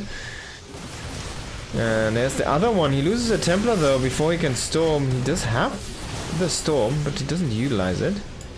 He waits for the last moment there.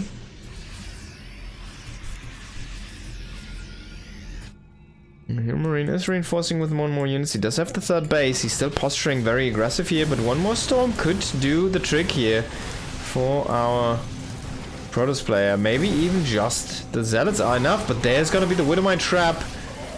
Some good splash. Oh, that's a nice pickup there on the War Prism, but unfortunately it's actually hurting the War Prism. There's a probe. Oh, these are some... that's a funny... like, those are walking funny paths for some reason here, the probes. Hero Marine needs to get that armory up. He needs to. He has the Ghost Academy, so he's already making ghosts, which is nice for him. But he needs to get that armory up and running. He needs to get that second entry bay going. He needs to start to think about a transition here. And it's something that he needs to be doing soon, or he needs to go into that additional base. There's the armory though, as I said. So he will keep on playing that power play for now, going into the armory, going into better upgrades. Can he snipe the space? I don't think so. He does have the ghost, but he didn't EMP it. So his tempo is not the fastest here, and Zaun is actually does have enough HP there with the Archon, which sounds funny because he still has the EMP stacked up. Oh, he does save that bunker very barely here in the end, and he will set up a fourth base. So Gabe is starting his transition, but this also means that most of his pressure is about done. It doesn't really have much pressure to come across the map. There's a second forge being thrown online here for Zaun, and of course that Colossus tech is coming in here. Needs to get the thermal lens though. You always want to kind of get that, I guess. It's just so good to always be able to go back into Colossus production if you have like 2 robos or 3 robos. But you need to use that thermal lens, you need to get that. He doesn't have that upgrade yet, and he doesn't have it going. Second starport coin on though. Marine doesn't know. I mean, he went into Ghost first, so he doesn't know that the bigger threat are the Templars right now. But he needs to get a Viking force, of course, because you don't know. And eventually you need to get those Liberators, I guess. So second starport is gonna be very nice, very useful. He's already going into the air weapons himself. Posturing now to go across the map. He does have a drop here in the north, coming into that natural base. Oh, it's Envision. He went a little bit too far. Now that's not the best moment here, but he does have more than he needs to overpower 2 Stalkers. Did some good blink micro though. It's really good stuff here from our Protoss player. Now that's a nice storm.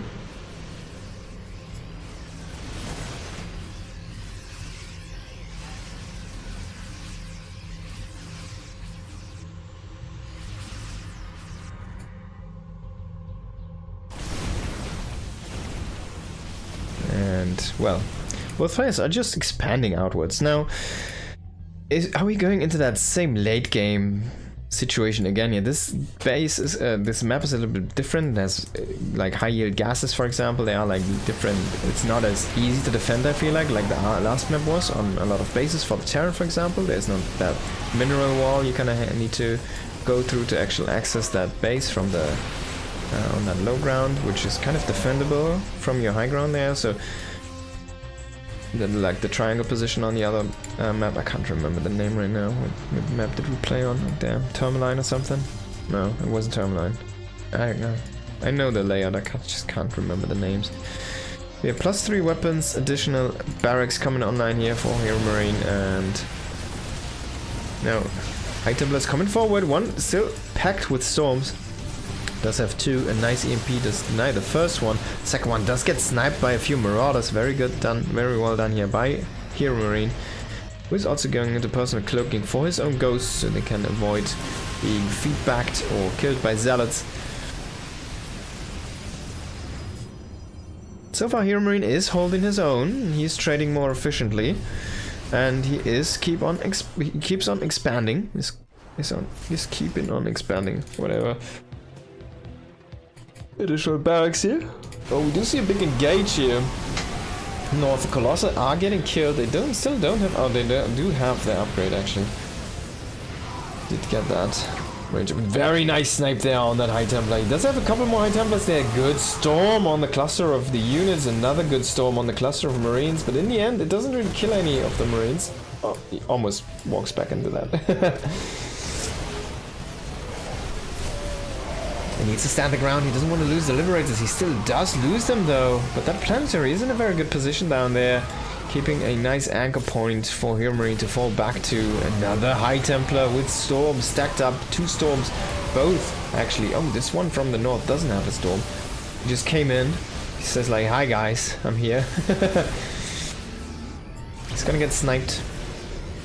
It's always a expensive loss, which is unnecessary. And Hero Marine is sitting on 4 bases, but oh, he needs to reproduce this command set. I hope he notices this. That's actually an issue. That's a very big issue. He needs to get on that. Oh no.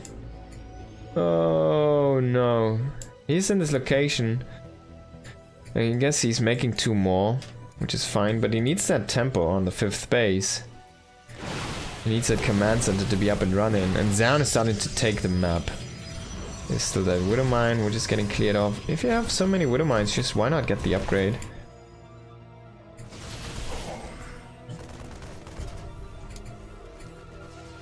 He's still not finishing up this command center. That's actually a big error at this mistake.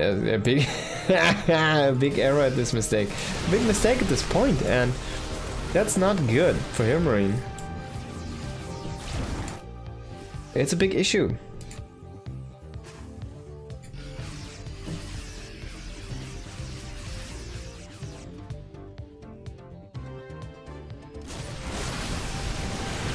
Now, Zaun coming in here.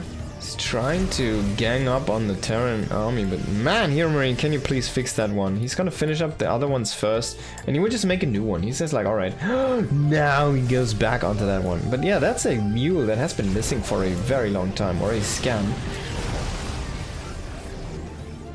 He's been utilizing a lot of scans to just keep on trying to get the best engage. Unfortunately, this guy was not able to engage at the best way here.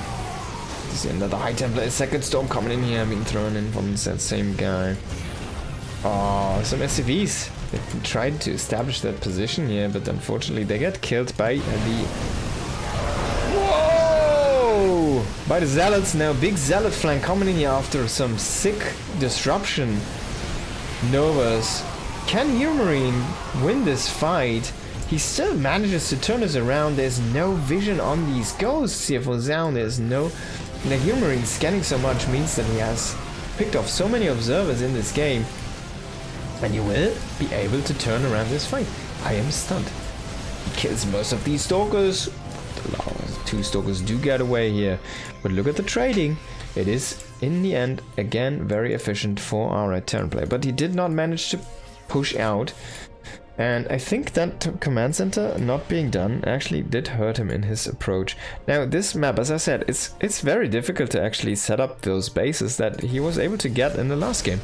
And for a while this is gonna be a very thin spread here for Hero Marine. He does not have the sensor turret here in the center to keep tabs on this army movement. He needs one on this base as well to see if anything comes in from a flank, from the left side, from the west side. We will keep the Stalkers at bay. The Disruption Novas are coming in. Oh, there's one good connection in the tail end, and this command center has to lift for now. It's gonna try to move into a planetary again. Hero Marine is gonna repair this one up.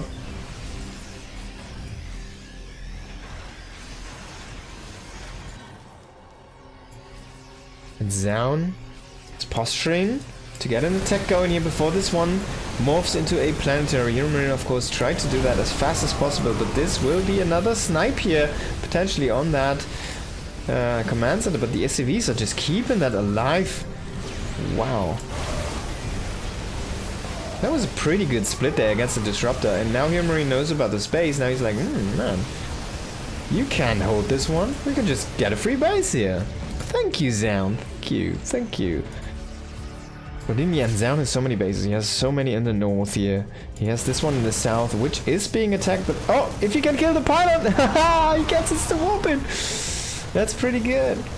That's pretty good. Now the probes are coming in here, potentially to fight, potentially to tank, to buy some time. Hero Marine needs to kill this base. It's mostly Marines, so the actual DPS is not that high. The Zealots, which have been warped in at a different location, are going to be able to save this Nexus. I can't believe it. Hero Marine is not going to notice this one for a while because he is so busy fighting on the front line, always kind of missing that vital seconds to snipe the Disruptor to before it actually connects with the Nova. Now 3 Liberators trying to set up again here, but they're just walking into the Stalkers a little bit late on the setup. Need to evacuate those. Just gonna set up on the ramp. This is a pretty good position here for the Liberators, and will deny the space here in the north. Can he run in? Can he kind of storm punch into that one base in the bottom left there?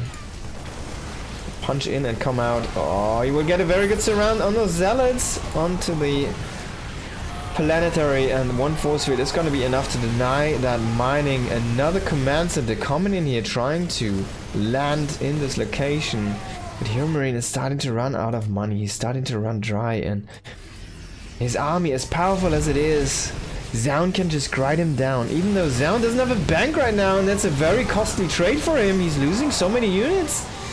He will still get a big chunk of that Bioforce, and it's a very costly chunk. More and more Zealots streaming in here that reinforce. It's just enough money for Zaun to tip the scale. And honestly, this base is so important that this one stayed alive. It's such an important moment actually in this game, because that might have allowed the tempo to just be a little bit too much here for Hero Marine to break Zaun eventually. In this fight, he does pick off the space now, and there's another Nexus attempt, by the way. This is even closer to Hero Marine. Hero Marine is gonna mule hammer this one, but maybe a little bit too late. He already lost the army on the front line. He doesn't really have enough reproduced right now to even hold on to the Planetary. And honestly, it's not even the Planetary anymore. He loses the Liberators again. Not set up defensively enough, and Hero Marine is starting to bleed out.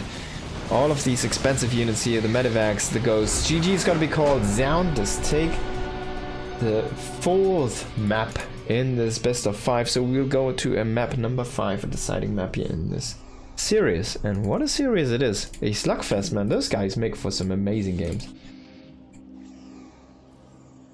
That's some really good StarCraft.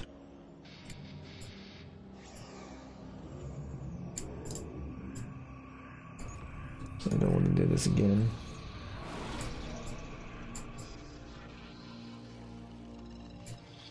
Okay, 1 second. Set on all the things here. So 2-2. And we'll go into this game momentarily here. In the bottom right, we do have Hero Marine. In the top left, it is Zaun. The Zauninator.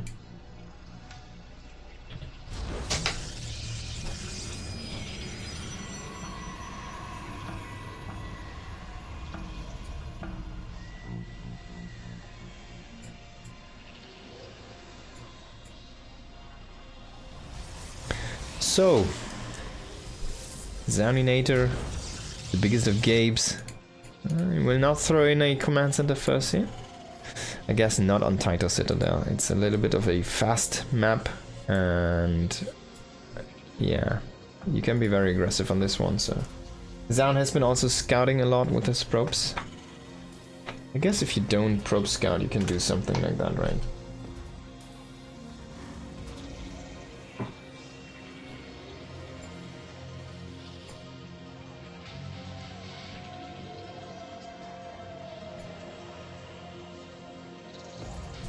Looking for that eBay block, which of course did not happen.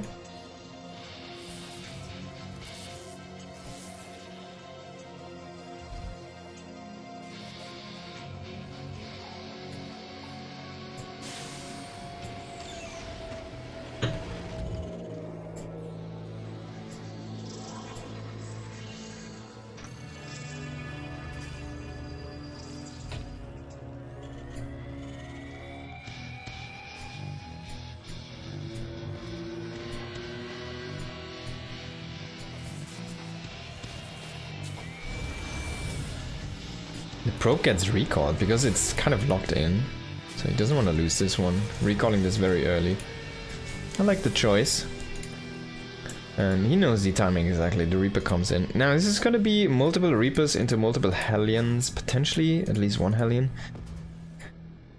Most of the time we see the 3-2 approach, 3 Reaper, 2 Hellions, but we've seen a lot of mix-ups with that as well, like 2 Reapers only, 2 Reaper, 1 Hellion, 3 Reaper, 1 Hellion, 1 Widowmine. There's a lot of kind of things you can do with this, a lot of ways you can play this out, so it's not fixed in stone here, but I think Hero Marine is someone who likes his kind of ways, his standard ways, and he likes the unit sets he's practiced with. So he will go into that 3-2 setup, and it's a very potent one. Of course, with 2 Hellions you cannot one-shot probes, but you can 2-shot a lot of them. And you can soften them up, so you'll soften them up enough so 1 Reaper shot will kill them. And yeah, that's a lot of damage.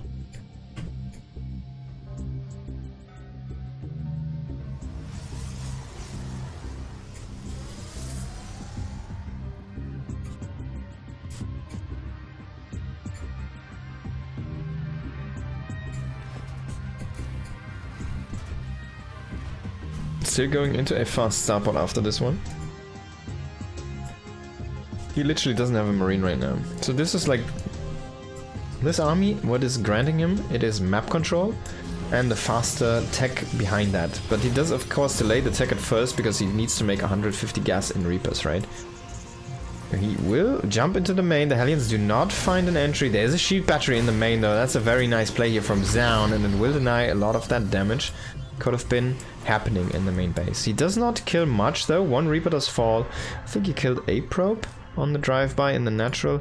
In the end, he didn't find the entry he was looking for. Now, right now there's an opportunity though. The units are kind of just sticking out here in the front. He cannot kill them because of that shield battery. But he could run in and sacrifice himself into. But maybe the timing is not there yet. It's very difficult though to say, because if you wait too long there's gonna be another round of warp bins, and now it's happening. So there's gonna be more and more stalkers. Thus the defense is gonna be easier.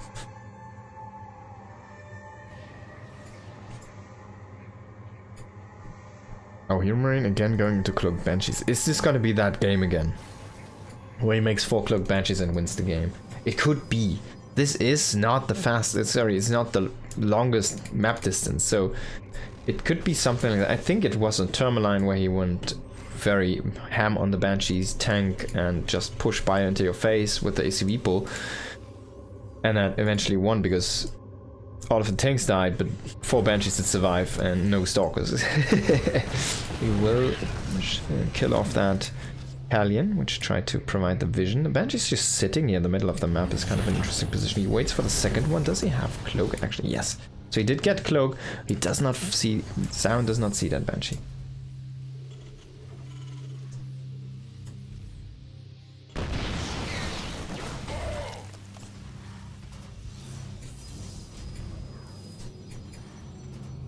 War Prism is grabbing some of these Stalkers here.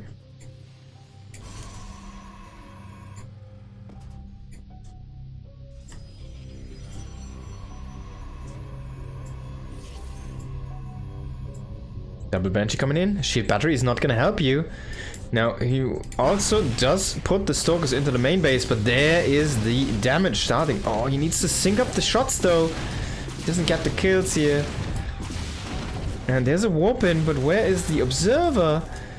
Also, the attack is falling flat at the entrance here, and Gabe is just killing so many probes right now. There, finally the Observer comes in, and we will see the Banshee... First Banshee go down. The second one does actually manage to slip away, and he will also scout the third base and the state of it. So that's a very nice scout as well. Immediately throwing down a command set himself, a Hero Marine, as a response. The Banshee's really paying off for our Terran player. And look at the worker count. 41 probes to 47. It's a 2-base against 2-base right now.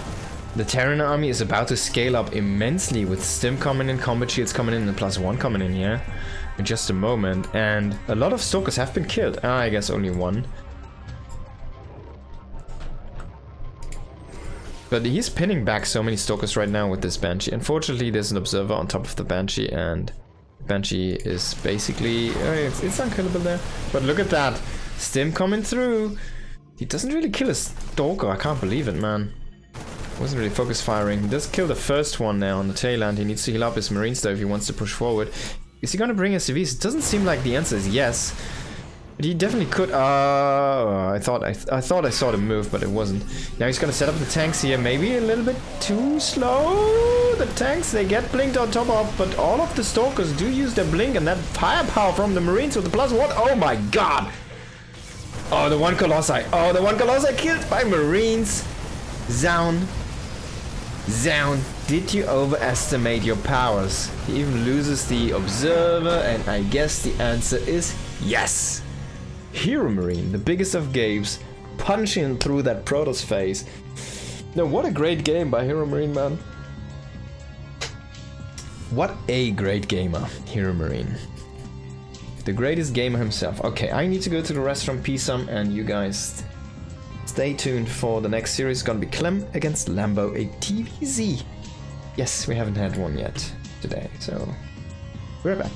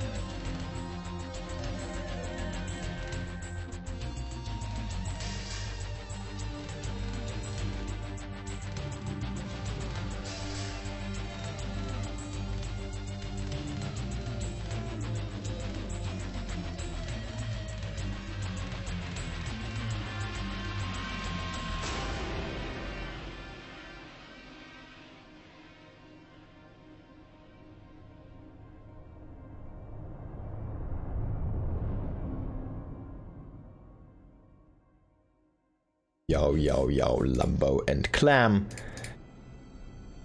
Going in. Okay. Mic's on. Just 1, 2, 1, 2, mic, 1, 2, 1, 2. It's gonna be best of 5. Another round.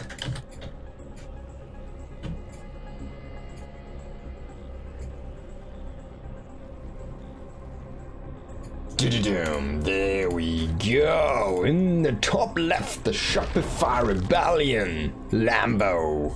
And in the bottom right, Team Liquid's Clement. Clement. One of the most on fire people in all of StarCraft 2. Probably one of the highest skill capping players. Who, I think he might be one of the only one, or like the only one who actually did win a championship with his off race in an S tier quality tournament, at least player wise.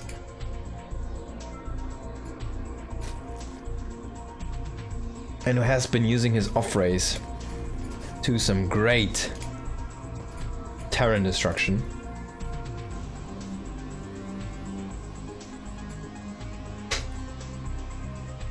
But of course, against Zerg, he doesn't want to have it any other way. He's gonna run with the Terran race. So, against Lambo here, let's see if the strategy master, the bro, the original bro himself, Lambro, can do something against Clem's just insane skill. Lambo is one of those guys who's very brainy, but he can fall apart. I think his best runs were like can't actually remember if it might have been a round of finals, actually grand finals. I think he went into one grand finals at a DreamHack somewhere, and he had a couple round of fours, I want to say, maybe only one. But that's been a while, and he hasn't been able to get these deep runs in. But he's someone who's been training a lot, who's strategizing a lot, who's thinking a lot about the game, who's talking with a lot of people about the game and about strategies. And who's also the game is 8, right? You remember game is 8, the first time when we all needed to go to Saudi Arabia and do that tournament over there. The one that Reina won, he had Lambo as a coach into that one. He had him specifically listed as his coach, and he told all the admins before about it, and he was asking after each game, hey, can I message Lambo? Can I talk to him? And apparently Lambo got a small split of that prize pool, the prize money, to himself for that coaching session. It's basically not like a real coach, right? Not like a I'm coaching you to GM stuff. It's like a hey, all right, calm down and just like, you know, let's talk about the game. Let's see here. You need to do that. He just did that, and if you just stay calm and make drones, you're gonna win the game. Something like this, right? Like most of the strategy choices have been discussions between the two, and have been made together in that Game as 8. And Reina managed to win the whole thing. And what a stellar force. He was looking whenever he was down. He would go sit down for a second, go talk to Lambo, and then he would come back and force. Now, Lambo is that kind of backup guy, but can he be the upfront guy? Oh, this is what the F. By the way, we've got the F coming in here. So it's gonna be a Roach Burrow aggression, and this is super low drones. I think Clem might have seen the drone count, but that's 24 drones. He's making now some drones, but there's gonna be 4 to 6 roaches walking across the map. There they go.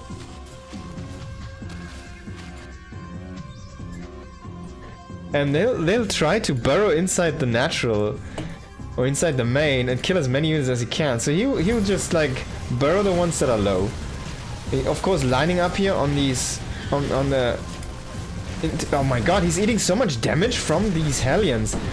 That's not how it's supposed to work. And honestly, even if you get scanned, you still need to burrow some of them. The low ones, yes, he still needs to burrow them. There's the Banshee though. The Banshee is gonna put an end to this. It's gonna out DPS that healing power here.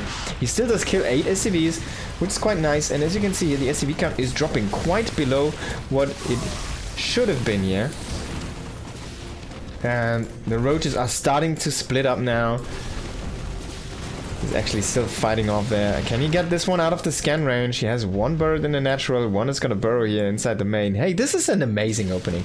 This is where you can see the brainiest player on the game. It's so cool, man. Like, honestly, if you'd have Lambo and Rogue play as one. Like, Rogue is basically a better Lambo. Lambo is a weaker Rogue, but I guess Lambo is a little bit more brainy than Rogue. Rogue is more abusive. And probably more mechanically gifted. There's the Raven coming in here. So you should probably unborrow this. Try to get one last SCV. Unfortunately, clicked that refinery, so it doesn't even get the...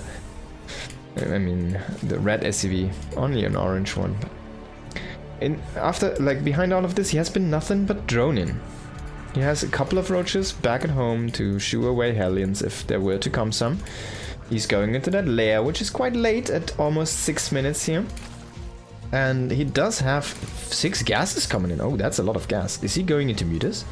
And Lambo's amazing, man. Love to see stuff like this. So he, of course, doesn't have the speed upgrade yet because he doesn't have the lair yet.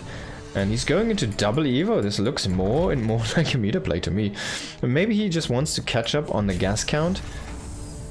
Saturate the 6 at once. See, because he just doesn't have... like, he's behind on tech, right? Now he's ahead in economy. He's keeping a lead for himself right now.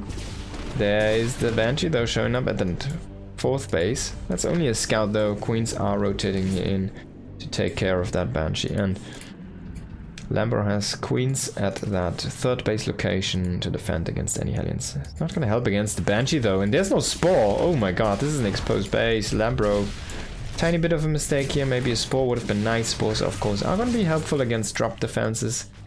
And there's the Ling upgrades. There's Invitation Bit. Oh, is he going Ultralisks? He will go into the Roach speed, but he's going melee upgrades. So this might be an Ultralisk composition. He does throw down the Bane Nest, but that's going to be way too late to deal with this double drop here. And what does he have? He has a few roaches. He doesn't really have... He's been only droning, and he keeps on droning. I think this got a little bit missed here by Lambo, and he is not expecting this push right now.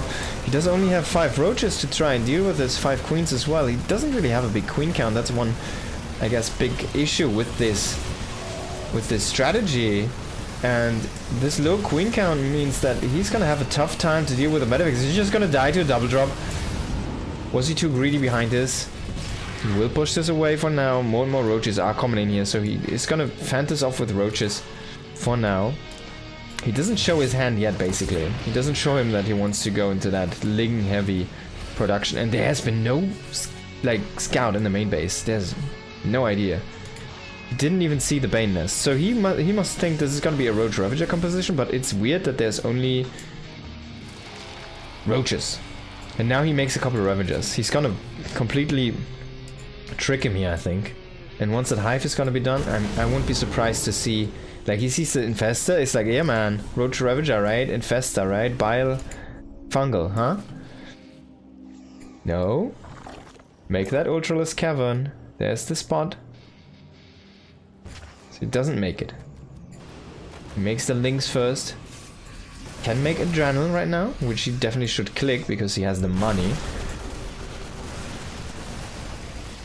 He does click, there's the Ultralisk Cavern, and that's the spot I was hinting on.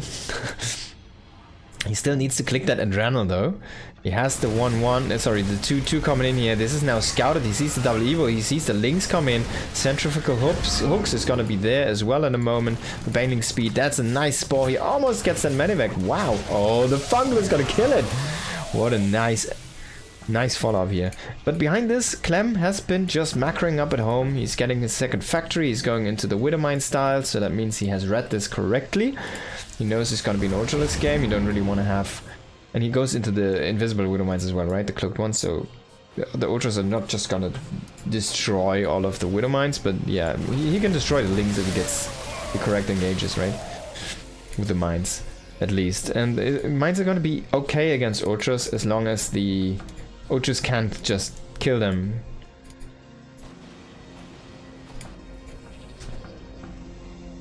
They're gonna be better than tanks most of the times. You should probably repair that Raven. You kind of want to keep that alive and healthy. There's no reason against the Zerg. Like, it's not like he has feedback as the Zerg, right? So you kind of want to keep that alive. Would love to see that get repaired. He's just dropping behind the minerals again here. And this is the weakness with this Ultralisk style. There's nothing to deal with the Medivacs. Oh, come on, repair it already. He's standing in the back. He's getting the SCV. Ah, it's the one that was making the turret. The sensor turret. Still not repairing this one. He just keeps this back. This can, of course, be utilized to throw down defensive auto turrets at any point to kind of deal with a run-by. This is gonna be a nice snipe here. He's not gonna be defendable here for Lambo, who's trying to do an aggressive push right now, but this is before chitinous plating. I'm not sure about this one. He doesn't have the shroud, so a second one is a very cool connection there. A very good hit there on that biomass, but honestly, like, if you go Infestus already, why not make that upgrade? Why not make the shroud? The shroud is so powerful at this point. Just do it, right? Oh man, these Ultralisks in a bad rally here. Oh boy!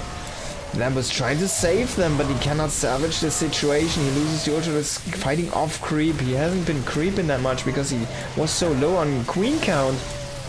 He does snipe a few of those Liberators, and he will push back this Terran force, but at what cost? He's bleeding a lot of resources into this fight right now, and if he cannot overwhelm, if he cannot overpower at this stage, it's going to be a very difficult follow-up of a game here for Lambo. He does have a very good Ultra Force, though.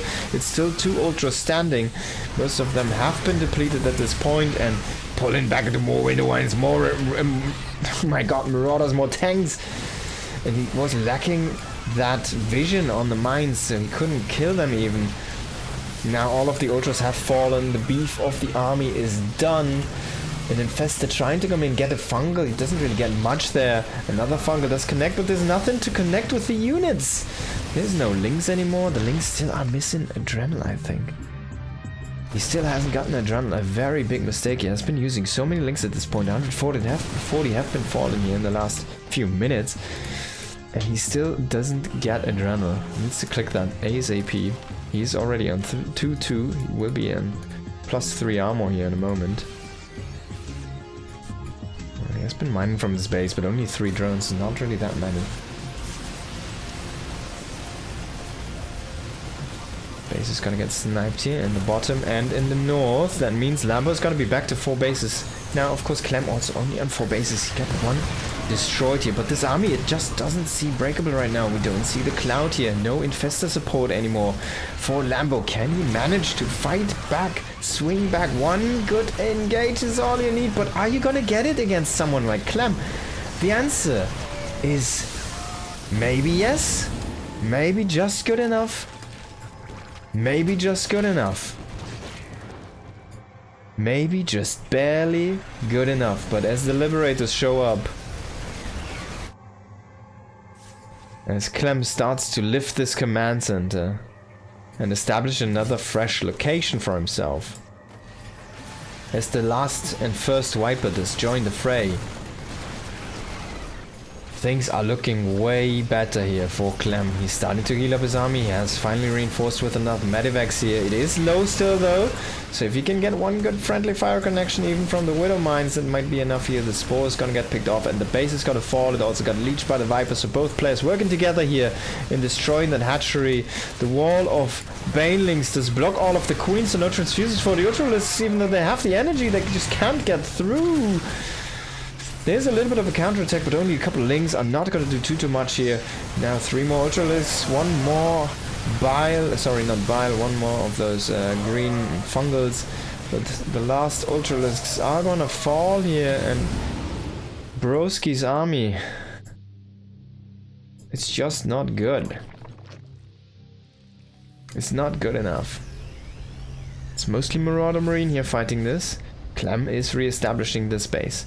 Of course, this is the main command center, so he's not rich, but he is mining a lot right now, and he's starting to outmine Lambo here very soon. Lambo needs to get a fresh base going. He needs to get 2 of them. He needs to get them yesterday, and there's a Widow Mine chilling, blocking this one. Now Clem finally coming in here into the main, is trying to get that Evo Chamber. He does get the +3. Oh, maybe not. I mean, this is going to be a costly defend if he comes in like that. Streaming, but there we go. Baneling coming in, Ultralisk coming in here, and 1 more Ultralisk pop. So in the end, he's going to keep that alive, and he does kill 1 Medivac worth of units, so that's okay in the end there.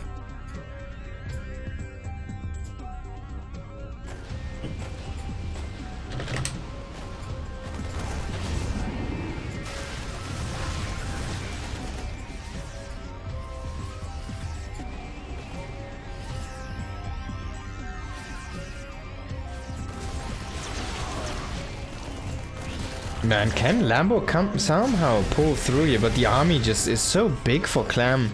He just hasn't used it yet. And Lambo is like hanging on to a thread right now, but he doesn't have enough here on the left. There's so many Marauders coming in. Maybe the Lynx can do something. This is like this is the freshest base for Lambo. If he loses that one, he will also deplete the freshest base for Clem. But man, both guys are like trading blows left and right here. And this is just not it for Lambo, I think.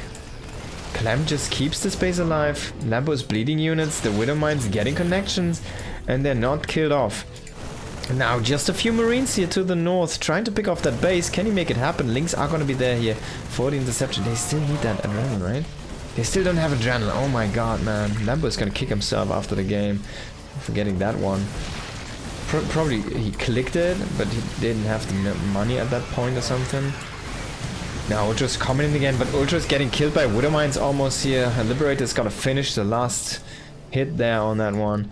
And Lambo is trying to re-establish this base. If he can get it up again. This is the last mining though. He needs to keep this one alive. Can't lose this one. He's actually gonna sacrifice this one. So like, alright, you get that tempo. I can't hold it right now. But if he goes down there right now, this one's a free pick as well. Let's try to get another parasitic bomb here. Maybe a blinding cloud would do the trick. He just doesn't have the time to grind down the Liberators. He will go to an offensive, aggressive move here. Try to bust down some of the production here and the forward base from Clem. This is such a scrappy game. It's insane here.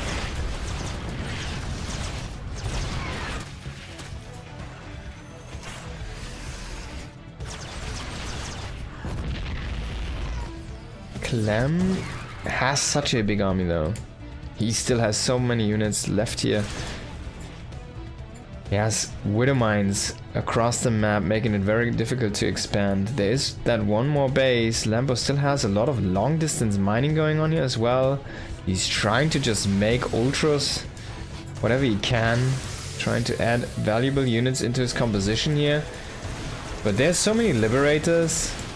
As I said, man, I feel like people trying to play this Ultralisk style, they're underusing the shrouds, but sometimes a fungal is all you need. But is it gonna be enough here in this situation? I don't think so. Look at the frickin' pain from above, the pain from the guns. This is the last moments of the Zerg army, the last moments of this game. GG is called. Clem is gonna take the first one. What a game. Clem, where's your ghost? No ghost, how can Terran win? Well, it was just too scrappy. It's like a tempo thing in the game. They kept on denying bases to each other, so both players could not transition out of the composition. They were locked into what they had. Like, he wasn't able to make even that thing, right? He wasn't even able to make the God, what's it called?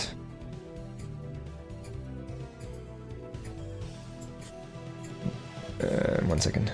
He wasn't even able to make that adrenaline upgrade. Thank God I found that word. Okay, so we got Lambo here in the bottom, and in the top we've got Clem.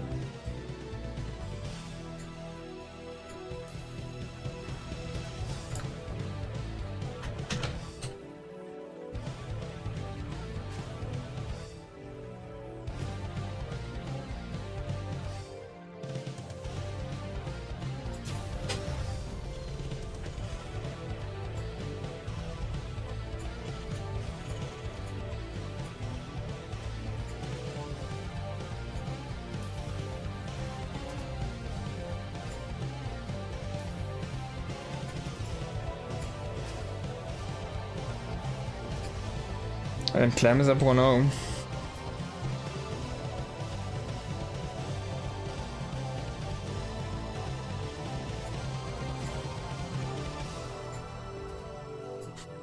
Now what can Lambo do here? That was such a scrappy game, it was insane. Like, I don't know. Like, both players agreed to just not make any more tech and just not make any more bases. Like, let's just smack each other. There was basically like two guys in a boxing ring. Just throw in faces at the chin. Like no defense, nothing, just like punches. Punch in, punch in. Full on, no defense, only punch. Like they don't even keep up the left, right, for defense. It's just literally mega fun punch into the face.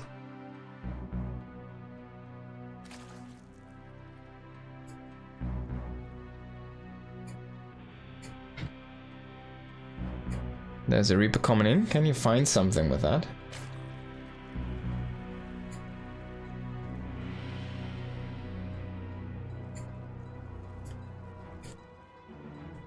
I can try to block the third base.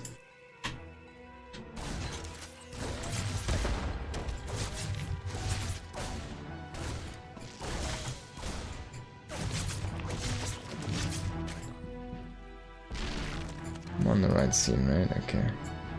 You punch me, so I must punch you. Yeah, indeed.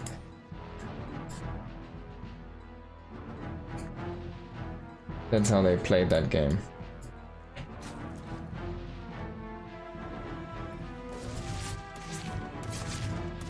The Reaper is gonna get busted here.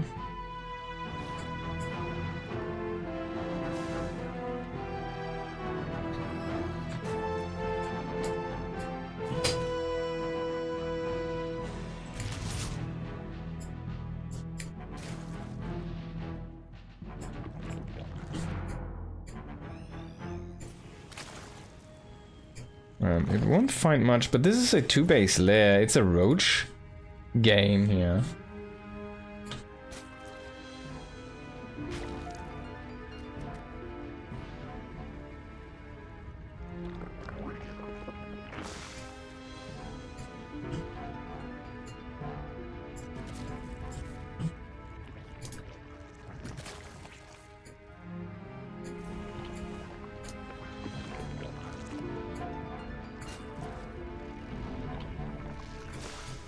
Okay, one moment.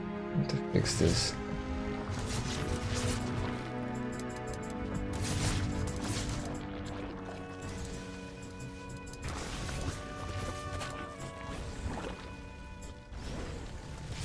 The Hellions coming in here. They will deal some damage. But not too much. Pretty good defense here from Lambo. In the end though, he will push away these Hellions. Only 3 drones got killed off. That's not too many. And that's a decent defense. I guess he still has the Hellion inside. And the issue though is everything has been seen, everything scouted. So there's no secrets here. There's gonna be a lair attack on 2 bases. I wonder why there's no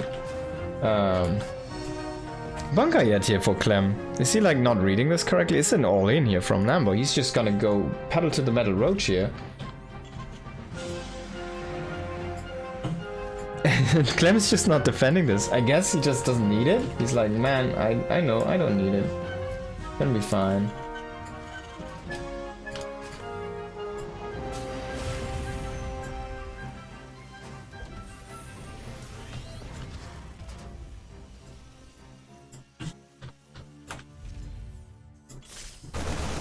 We'll kill the Overseer, but now the attack is gonna commence. He does have Stim for this one. So it's gonna be a difficult defense. Oh, I guess aggression. He does have 1 bunker now to try and anchor this point.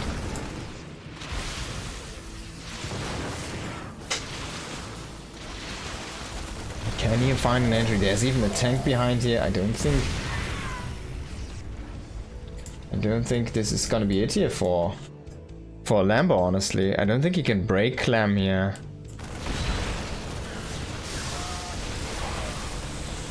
Gonna try to break the bunker, but even the bunker doesn't seem to fall. The tank behind doesn't die, and things are falling apart here for our Zerg player, man. This is just not working out. Clem doesn't even need too many of those.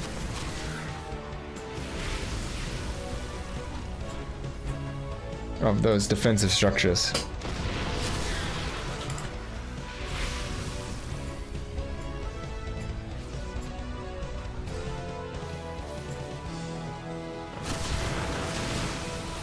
So he's just trying to max out on roaches, I guess, on 44 drones.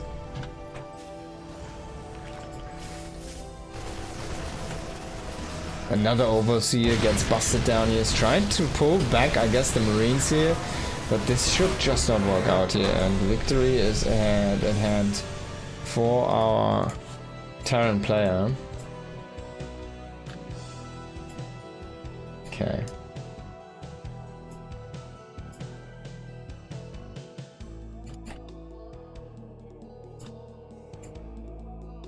And we will go into the next game.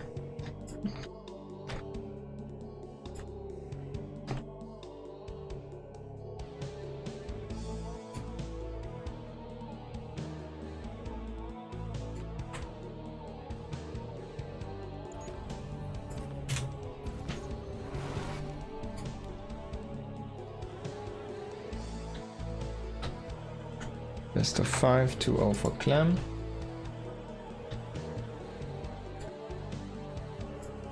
And here we go. There's the production tab.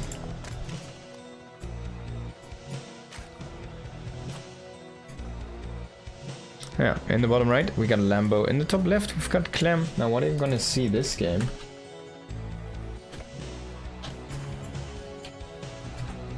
Could be everything, could be anything. So far though, things haven't been working out as Lambo has planned, and he's one of those planning guys, so kind of curious to see what his ideas are here for the next round between these two. Just going into a hatchery, at least not a 12 pool.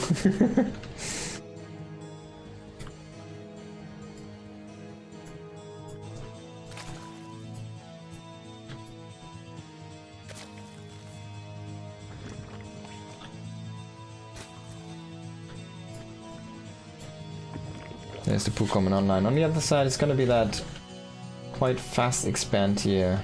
Very safe. The 1-Rex expand. In this matchup, it's probably the best build. The best build ever made.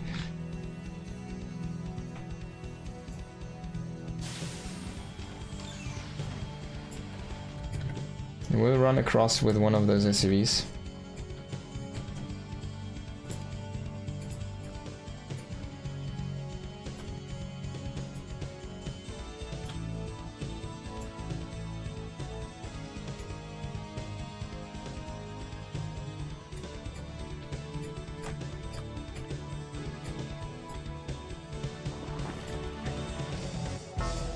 Just scout that one. And then turn around. You will still keep it around, I guess. Block a little bit.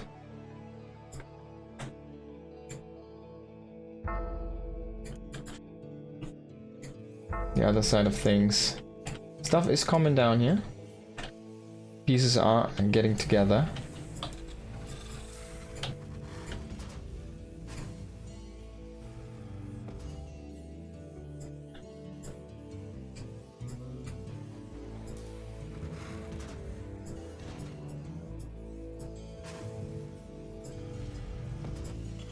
A second factory, okay.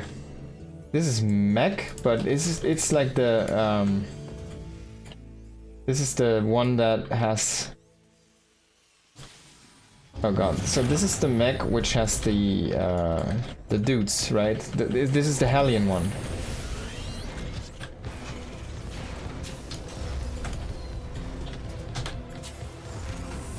It's Mass Hellion.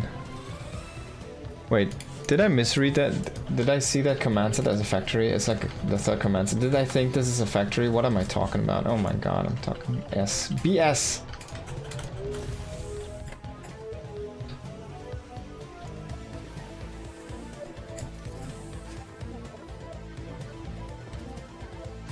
Talking some BS.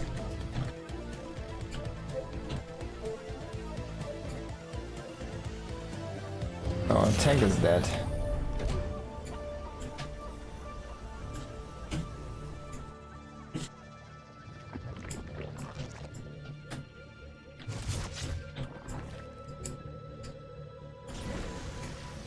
The Hellions and Reaper coming in here.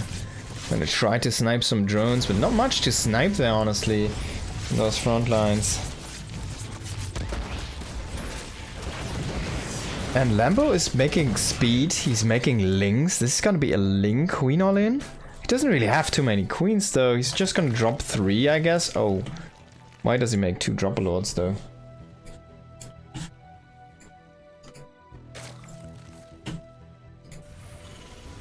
Can you win this? He's making 3 dropper lords. He's gonna drop into the main.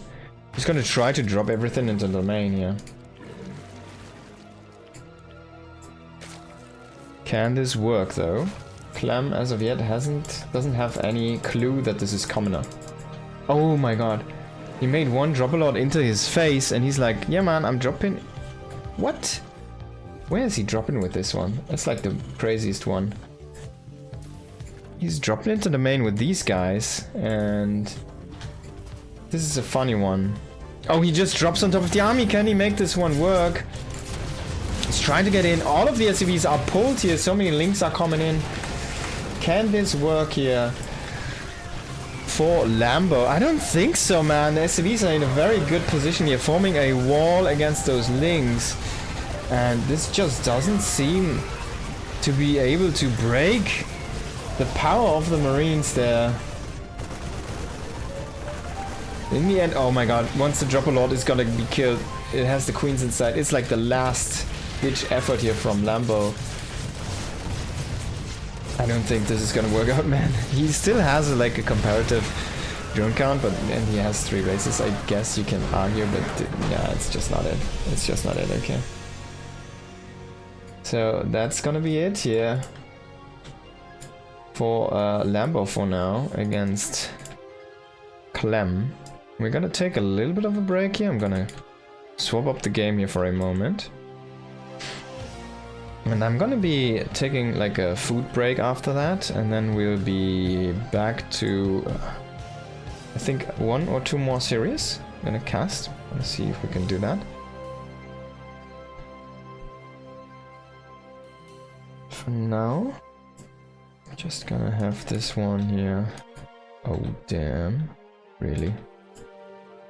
This is not good. Let me see if this works.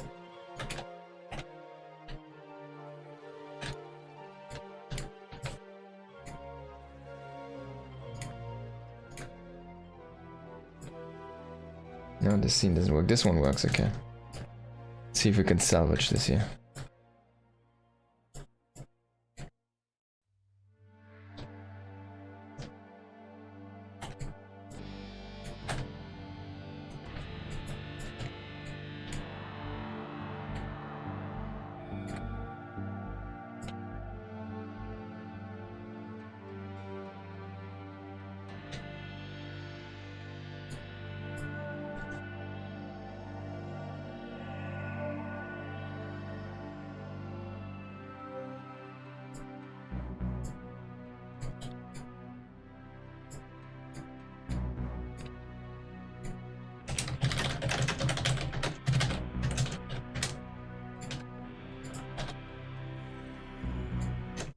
Alright. The fuck?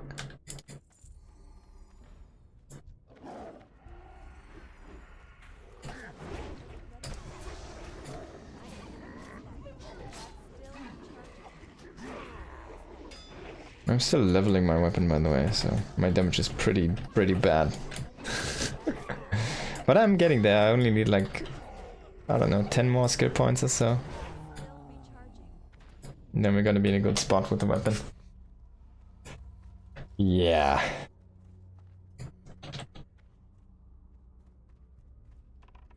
Lol.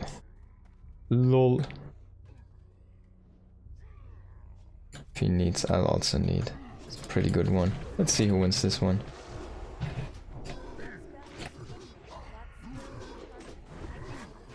I want it. I'm gonna equip it.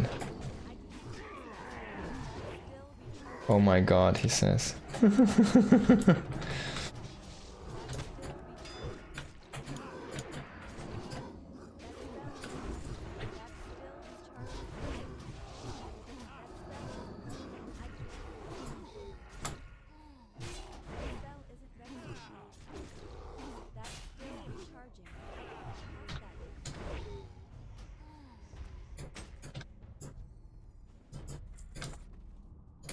Put it on.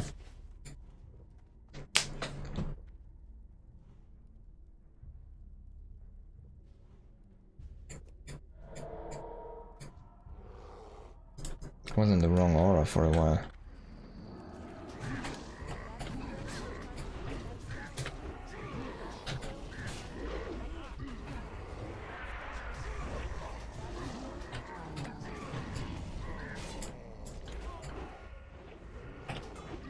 Ah.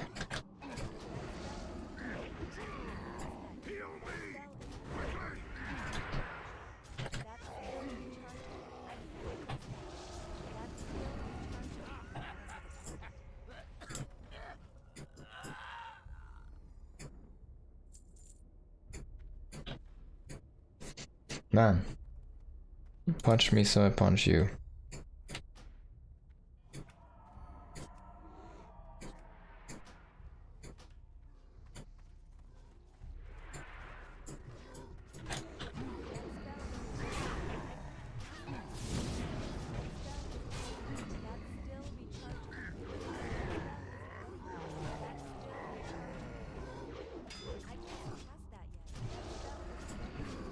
This guy has like 360 parries, it's insane.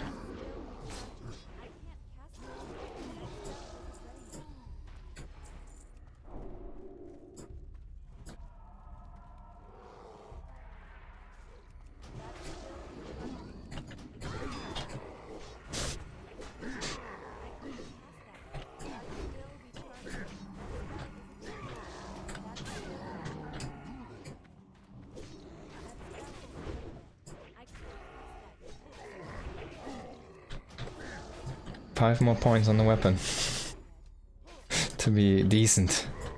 Now it's okay, starting to get okay.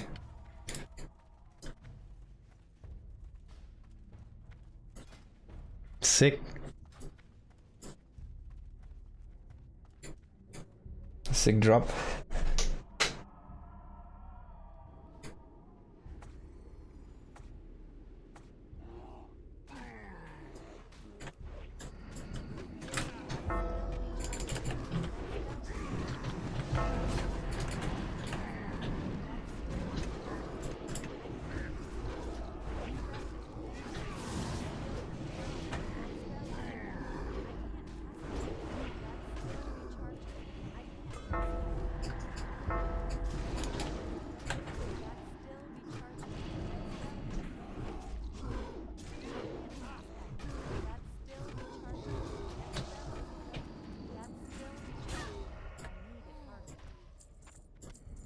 Cool.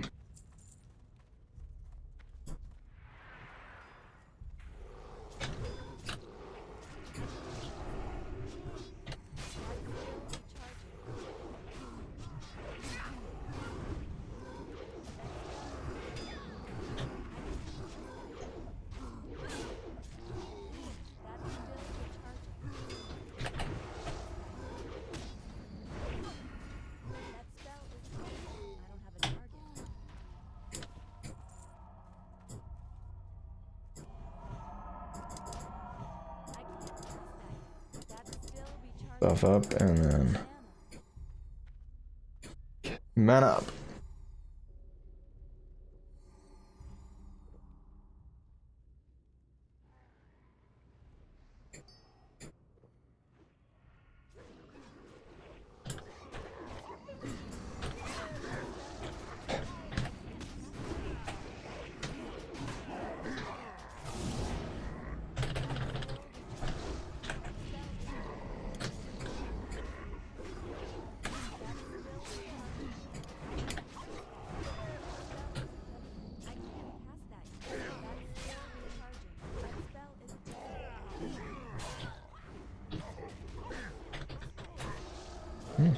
What's another group?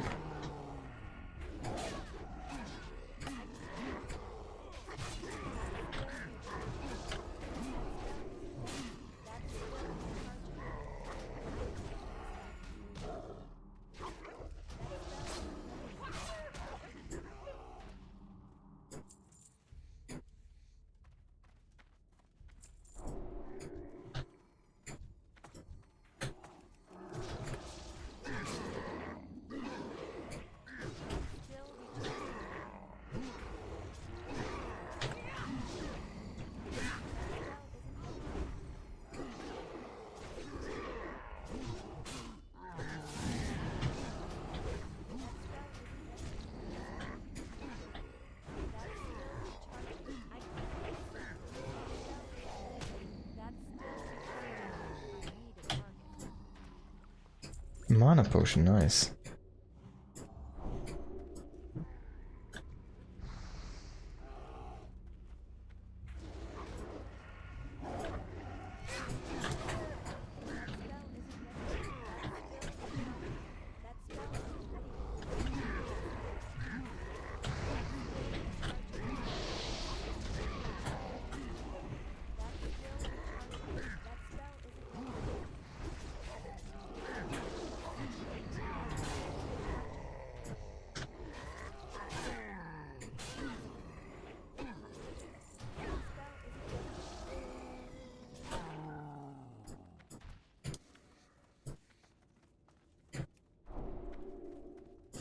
Okay. 288. Starting to get there. 289. One more skill point.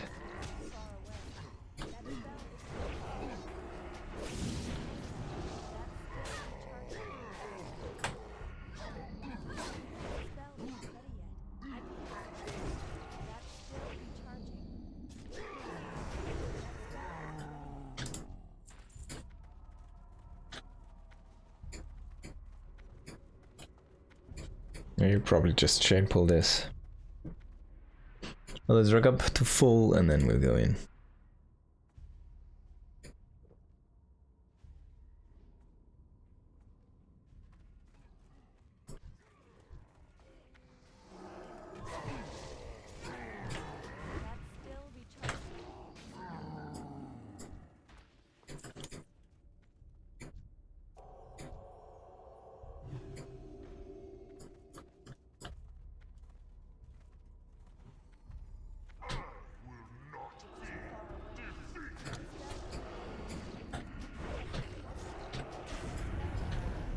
Oh, he did parry. Again. Turns around for a parry. Hate this guy.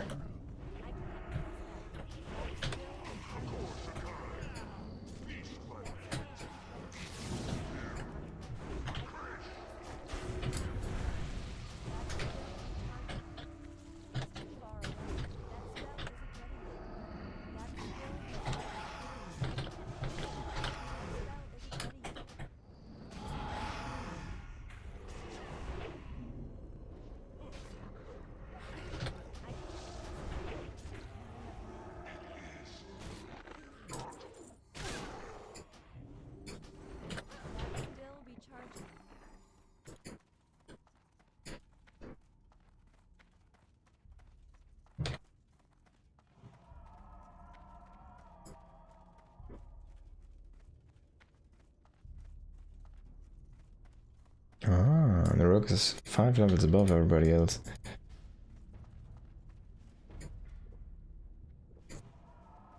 My weapon skill is getting there.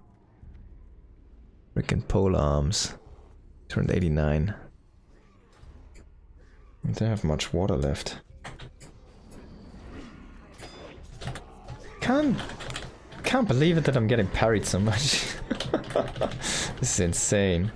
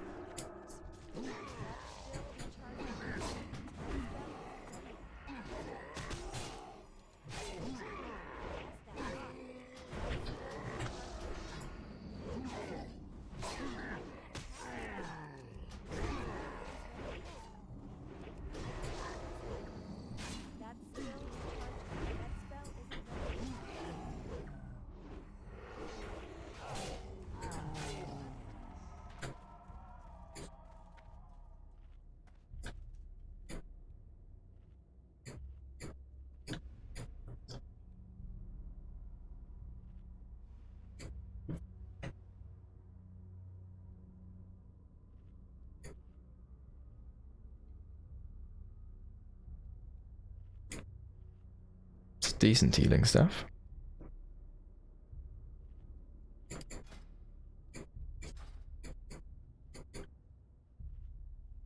Is there anything I can still use from this guy? Not sure.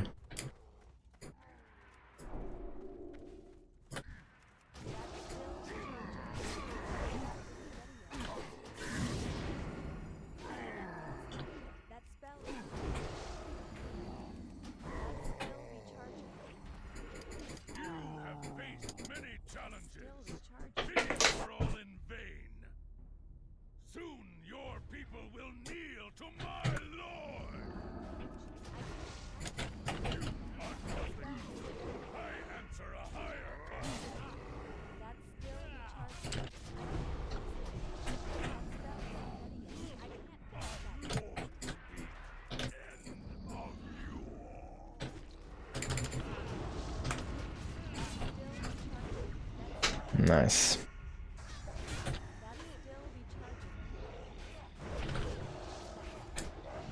Oh, brothers into the freaking group. The warrior dies.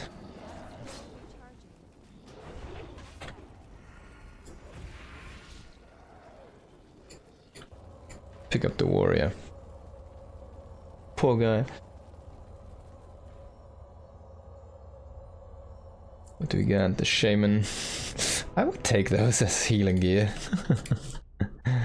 And a freaking crab cloak.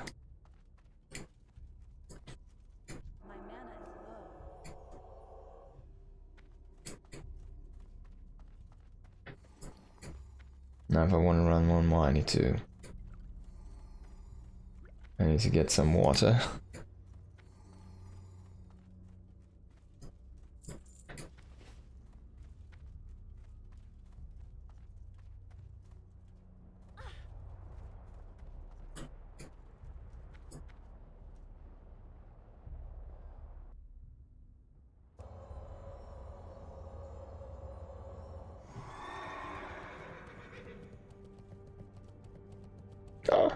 Oh no.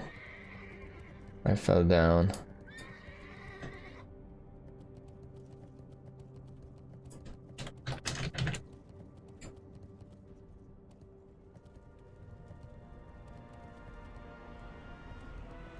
This is a way up, I guess.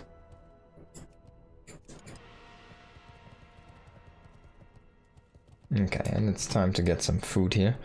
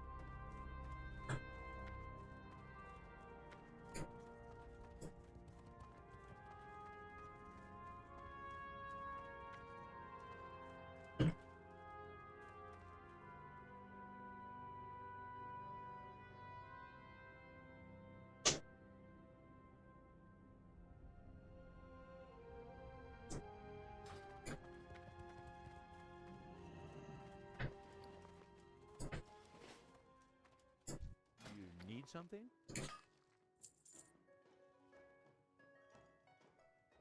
I can finally get rid of this. Safe travel. Well met.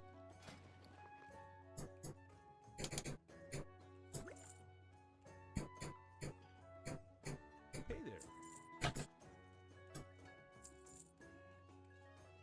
Careful.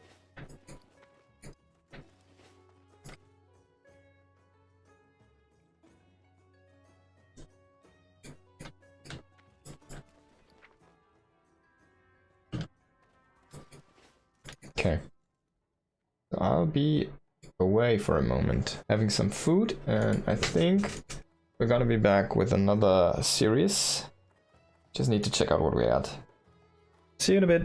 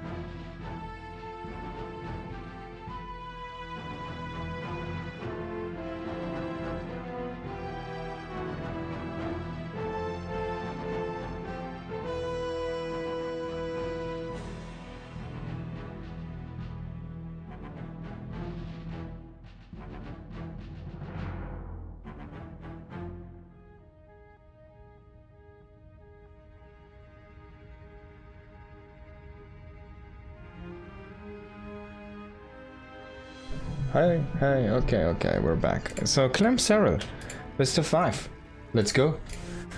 In the top left, Ruby Rock, it is Clement. In the bottom right, we've got Serral.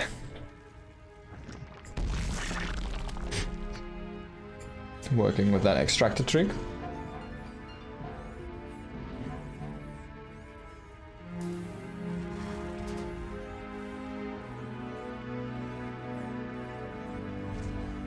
Oh, Clem going into a gas first. So technical opening coming in here. Wants to probably get that factory very fast. There's the barracks.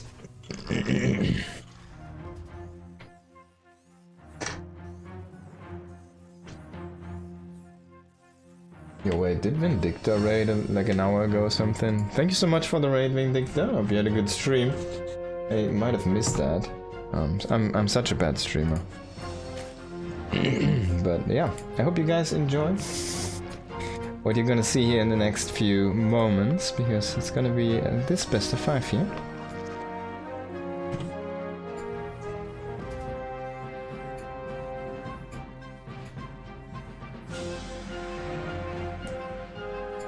Let me get rid of the number 4 team. I want to have this one. It's a better one.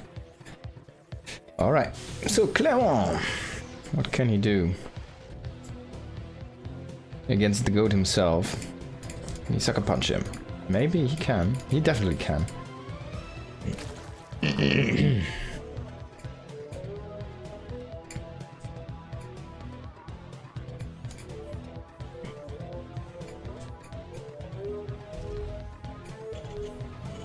Still goes into a command center before factory, because he just took 1 gas very early. It's an interesting build, I want to say. He took the gas first and then he still goes into the fast command center from that on. He gets the Reaper and he just has some excess gas. He gets that reactor, gets the factory. So he did not go double gas, of course. It's just a faster factory on for the expand build. Reaper getting blocked quite nicely.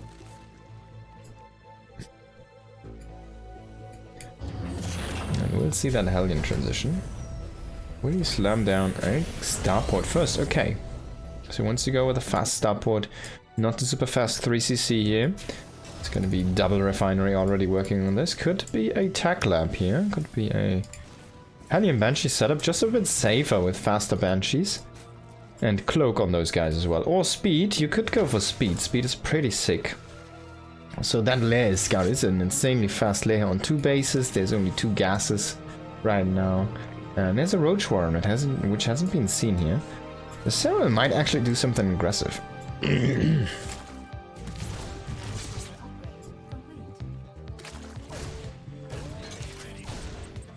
Lair is of course scouted. And he will also see the Roach Warren with the Hellions here. Very well done by Clem. And honestly a little bit unlike Serral to get so kind of scouted here so rather easily.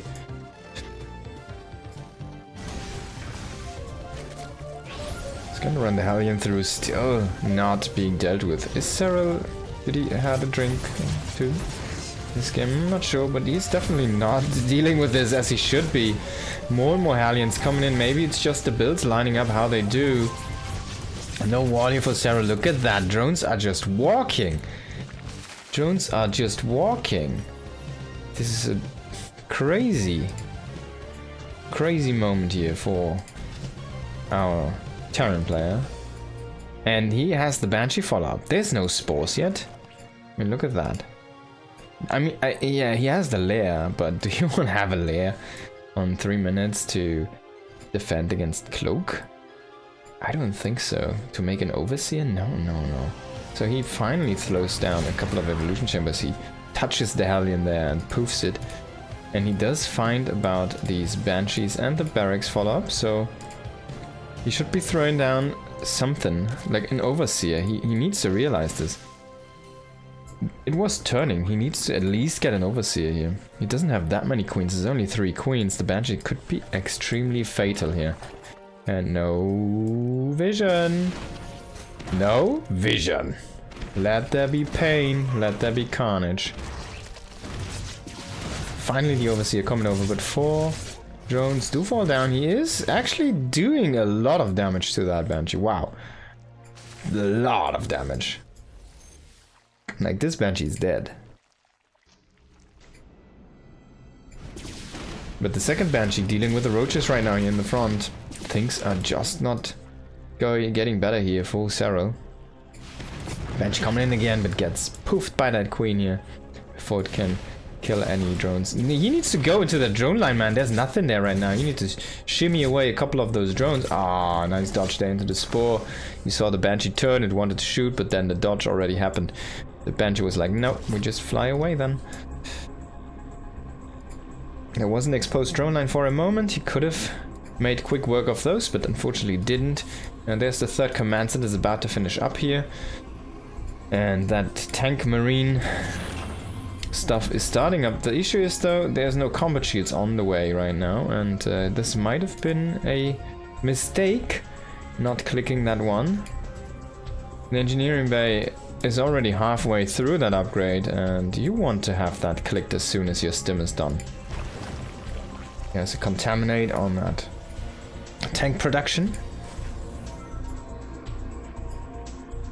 So no combat shield marines are coming across the map right now. They have that Banshee and a couple Hellions with them.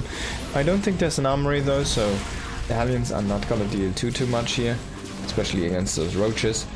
And marines without combat shields aren't actually the greatest against roach compositions. Yeah, you should definitely kill that Overlord, yeah. So he gets that Overlord. He can kind of kill these as well.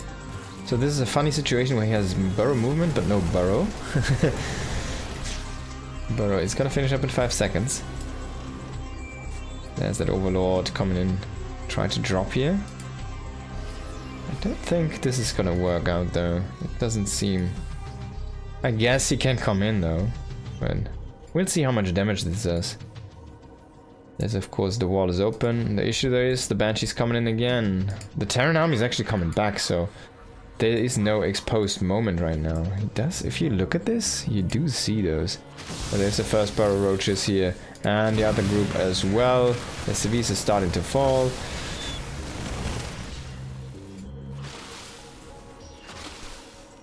Yo, what if you, like, you can one-shot one SCV, but what if you just shift Q them to two-shot 2 SCVs? Now he comes in and kills the tanks? Wow.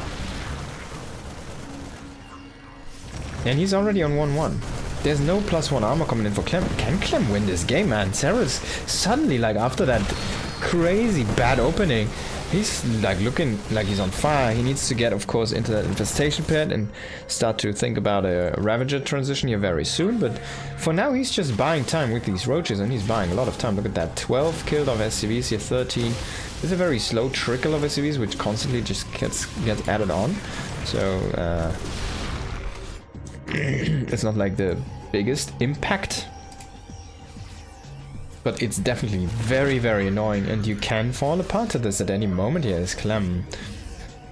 He needs to get some more barracks up to produce here, maybe get a few turrets around his main. He will find the drop Overlord, which he should drop. It's a slow one. The Banshee has been microed across the map. Oh my god, can you believe this? Was this not in vision? This was so in vision, right? Now Roach is walking in again, still no turret at the front. He's trying to trade against these marines here. Clem seems, he seems to not notice what's going on there. Now he scans, but that's only 2 roaches. Marine firepower is just not enough. The roaches are about to hit 2-2. Clem is working on his 2-1 at least. He has that armory.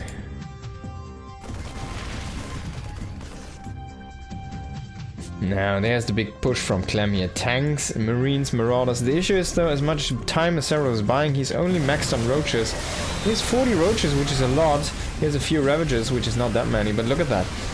As soon as the army touches, 7 Roaches die in an instant. The 2-2 is not done yet. He needs to wait for that to fight this war. And now he's 3 upgrades in the lead. He should be able to overpower this one with such a big upgrade lead. But man, that firepower is so many Marines. The firepower is just amazing here. In the Terran army, he does kill the base already.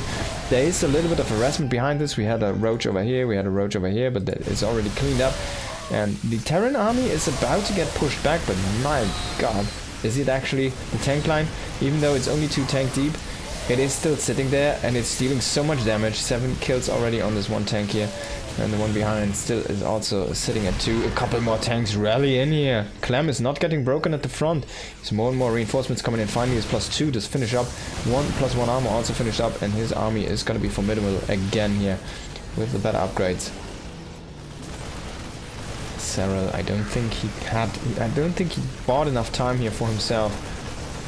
He needed something with this Roach composition, like a fungal, even only, right? Like infestor, fungal, or like banelings, something. But maybe even a blinding cloud. A blinding cloud would have been the most difficult to use correctly.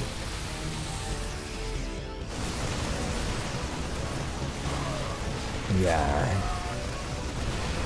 Cyril struggling to find any value to add to his army right now. He's just waiting for that last fight, but he's bleeding off units. GG is gonna be called here.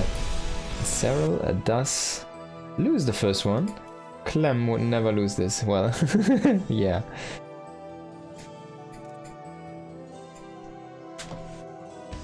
That was pretty well done by Clem.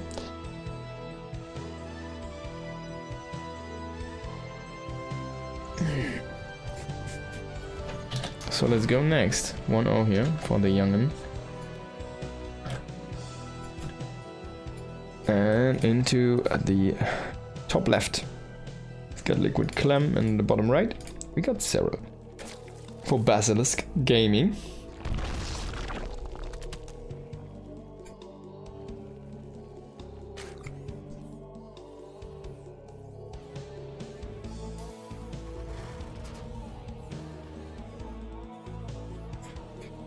So what can Clem do here? I need to ask him behind this bear if there's a story to this. He has this like for so long at this point. It's part of his identity.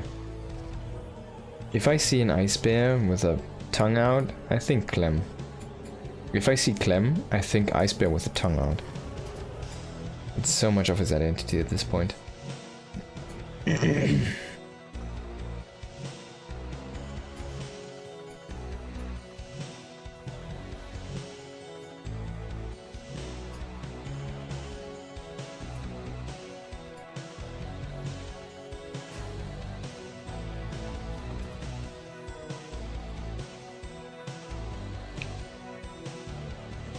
Cyril doesn't even have a spinning cosmetic, but he has this one, like,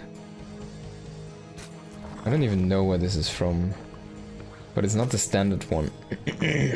But he has been using this for like a decade or so. Clem has the happy one.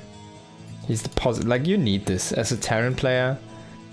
If you want to be a top Terran player, you need this positivity, or you just won't be there. Like, you will never be challenged. Unless you're like a insanely gifted person, like Maru, for example. I guess Clem is one of those gifted people as well, but... like Maru, who's just a god tier Terran player. Of course, Clem is a god tier Terran player himself, and you can argue that Clem definitely has run it off Maru basically for best Terran in the world. I would probably put Clem above, but just the history Maru has compared to Clem, I think Maru is just a little bit longer, a little bit better established as a top tier player throughout a lot of the different stages of StarCraft, and that's something you're never going to be able to catch up here as Clem.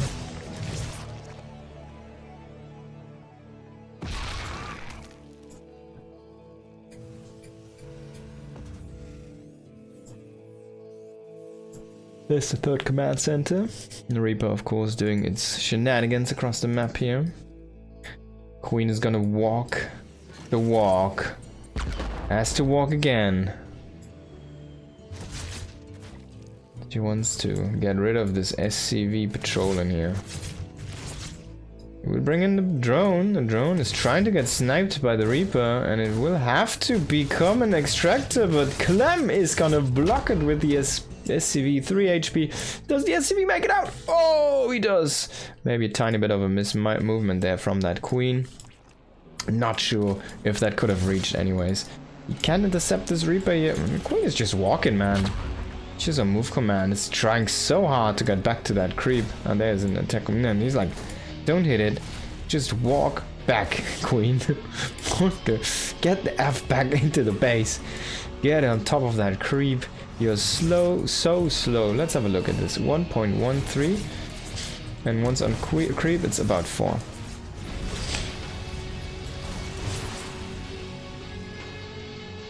I've got so many like it's like so funny. This is the point, you know, the point of no return for the Queens.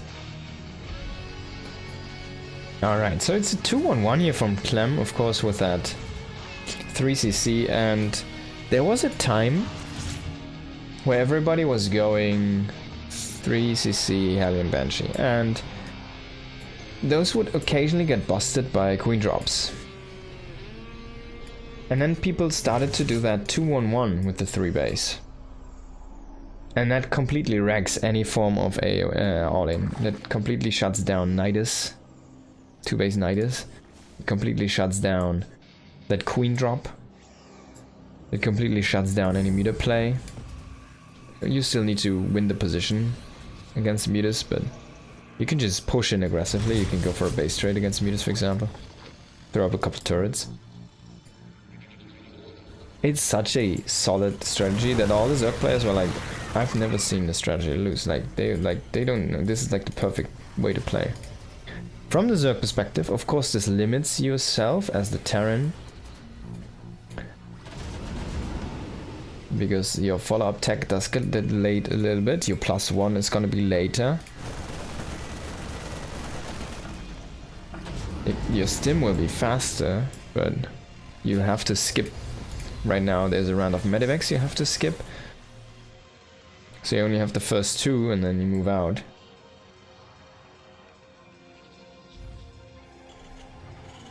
Oh, this is an open book here.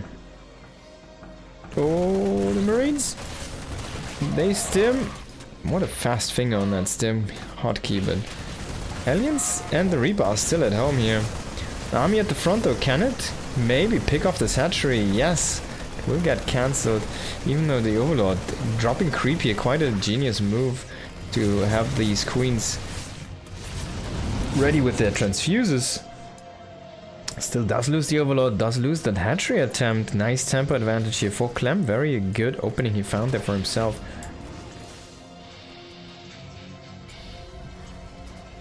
And that might have been because those links were across the map. Oh, he snipes the first Queen.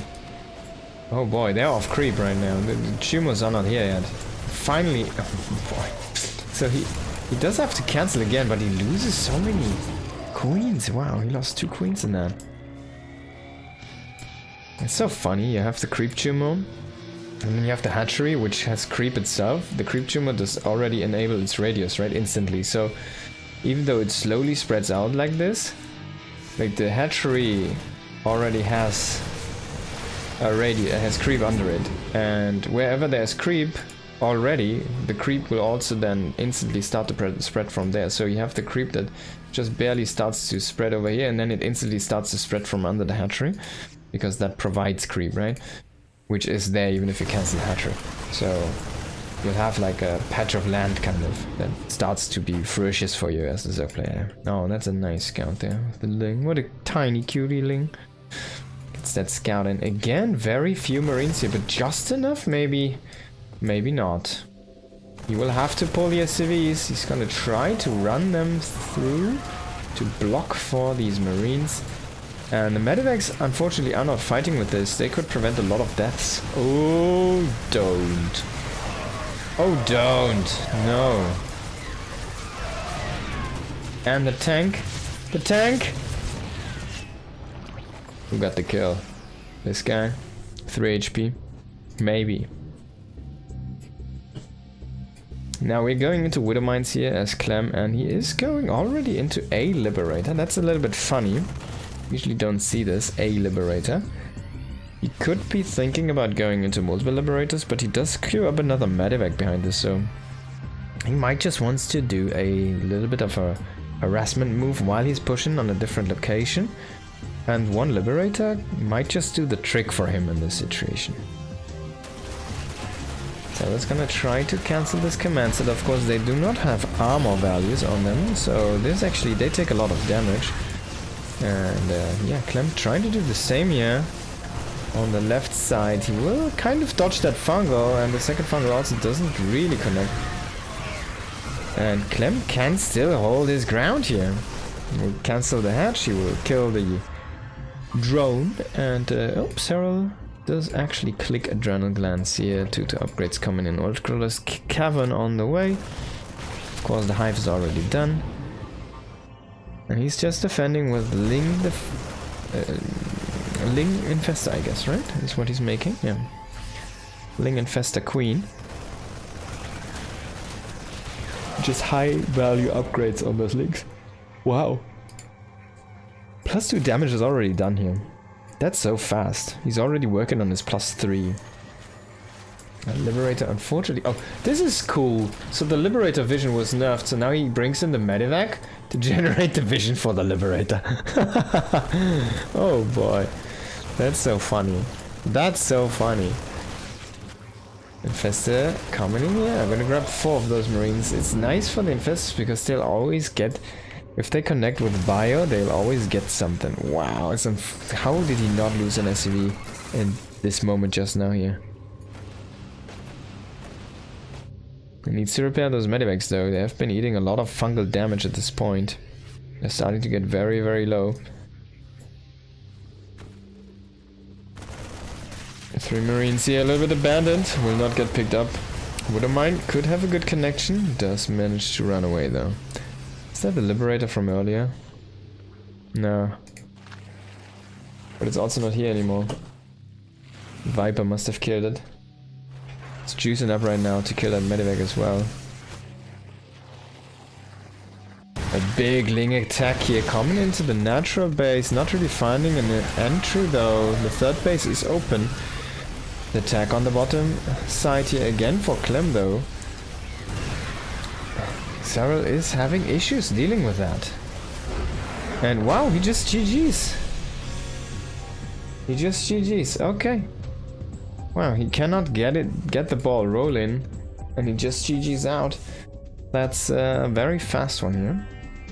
I wasn't expecting this. Just before he hits Ultralisks basically, he had the Chitinous Plating about to finish up, and he GG's out, wow. So he tried to go into that super fast tech upgrade and Ultralisk Cavern, but his counterattacks, excuse me, his counterattacks just couldn't find any dent in the armor there of Clem. Well, let's hop into game number 3.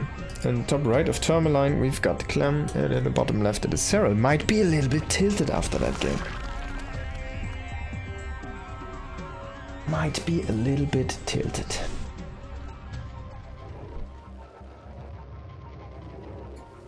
Let's see if we can keep it together, if Clem's just gonna ride the train home.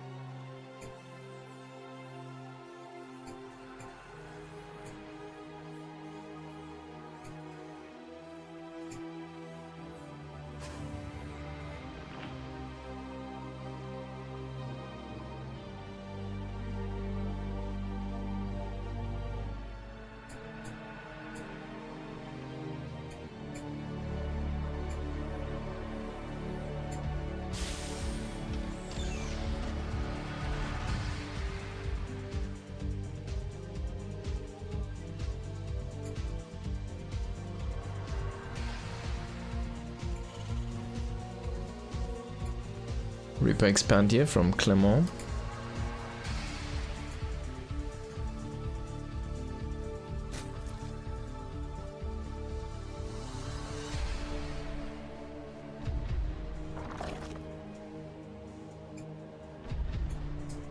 Liquid Clement.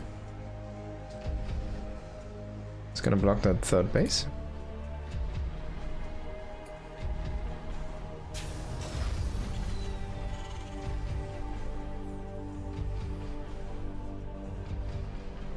Only on one gas right now is Clem, as you can see here, and he will throw down that third command center very fast.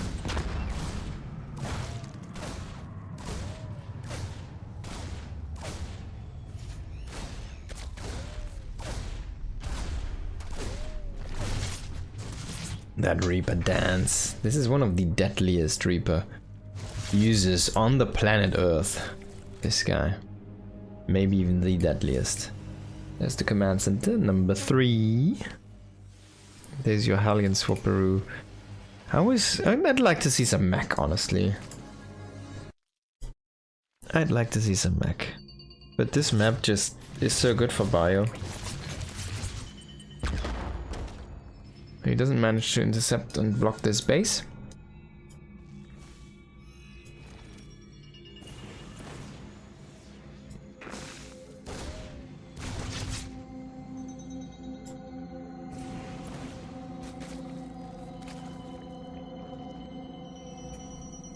Does it look like it would be a lot of fun to be a Reaper? I'm not sure, man. Like, either thing, you get a frickin'... You can jump around so freely, you're like almost flying, almost in a flying suit. You've got drugs that heal you, which is kind of cool. You get like the super medicine stuff. But then you're like running on the front line, getting so many hits onto your armor. It's like crazy. He must be... He got the healing drugs, right? Because he's been taking such a beating every day. This game is this guy's getting abused like insanely heavily by those queens and zerglings. And I can't imagine it being fun to get like pull out those freaking queen needles from under your armor every time you engage.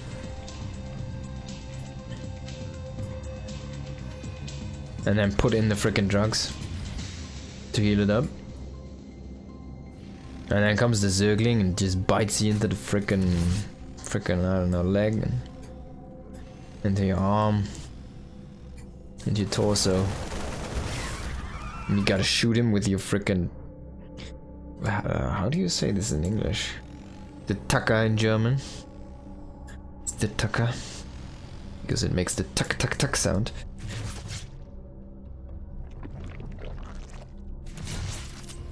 Staplers, thank you so much, Brain. Thank you always for helping me out. The double staplers.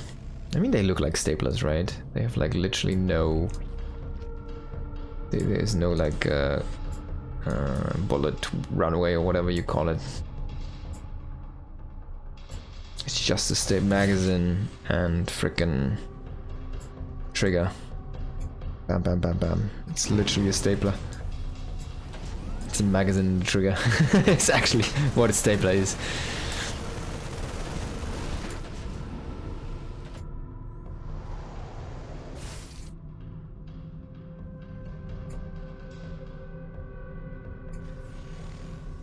And there come in the links, but Hellions even with the Reaper waiting here for this one, so that's not gonna fare anywhere better than the last time.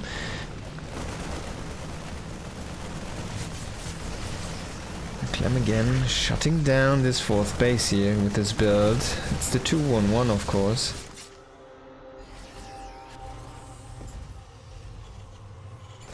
It's getting up into the additional facilities here. Production facilities. Sarah is struggling again to defend. I mean, look at the money spike. It's 600, 700. He wants to have this built yesterday. And even yesterday, like 3 days before yesterday. He needs that lava production. And he's gonna do that.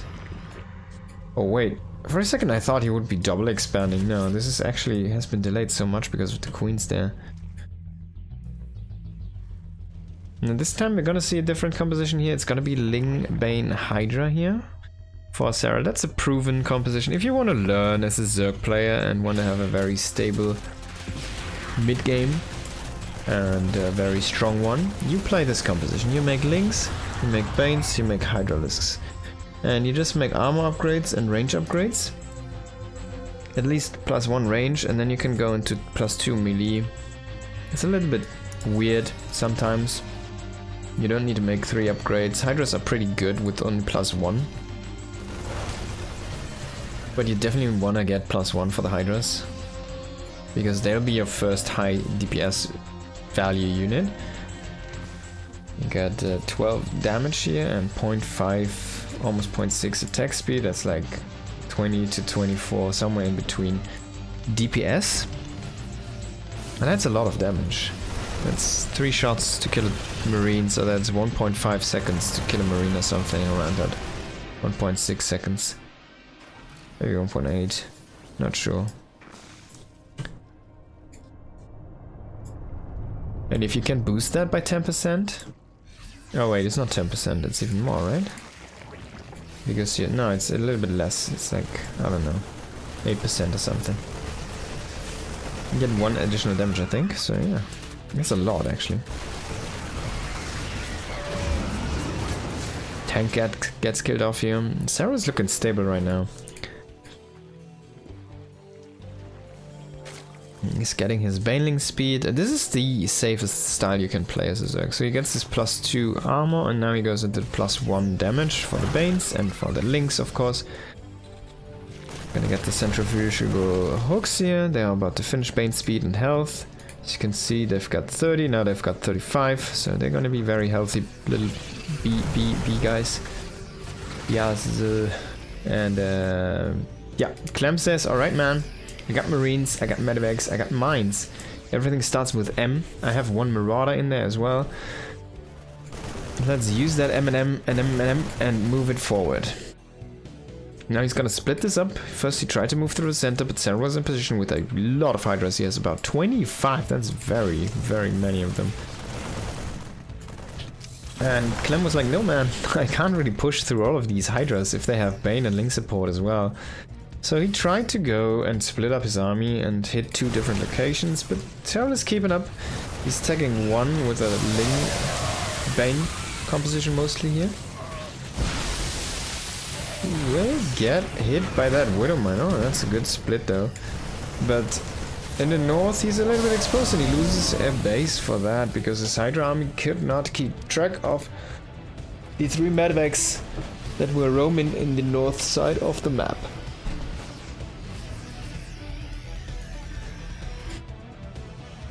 Two about to finish here for Clem, +1 vehicle armor, so he does have beefier Medivacs. He will really honk it down on the Widowmine style. Already got the cloak, of course, the drilling claws here. Oh, that's a decent connection. Better than I thought. Get 5 with this one, and this one will get 6. A little bit late on the splits there, Sarah. Another push here into the center. Can Sarah make this work? For at first it looks like yes, but after the dust settles and the Banelings to deplete, there's still a Widowmines to chew through. A Liberator shows up. A drop into the bottom here, into that 3rd base. It's gonna start to kill off some drones. Very low though. 1 Widowmine!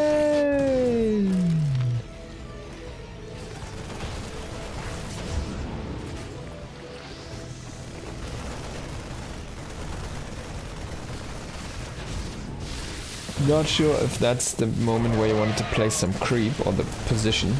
But he does do it.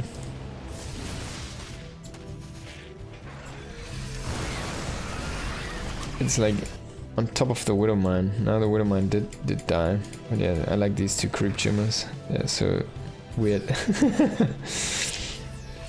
Maybe you wanted to bring in a the Overseer and wanted to poop out the Changelings.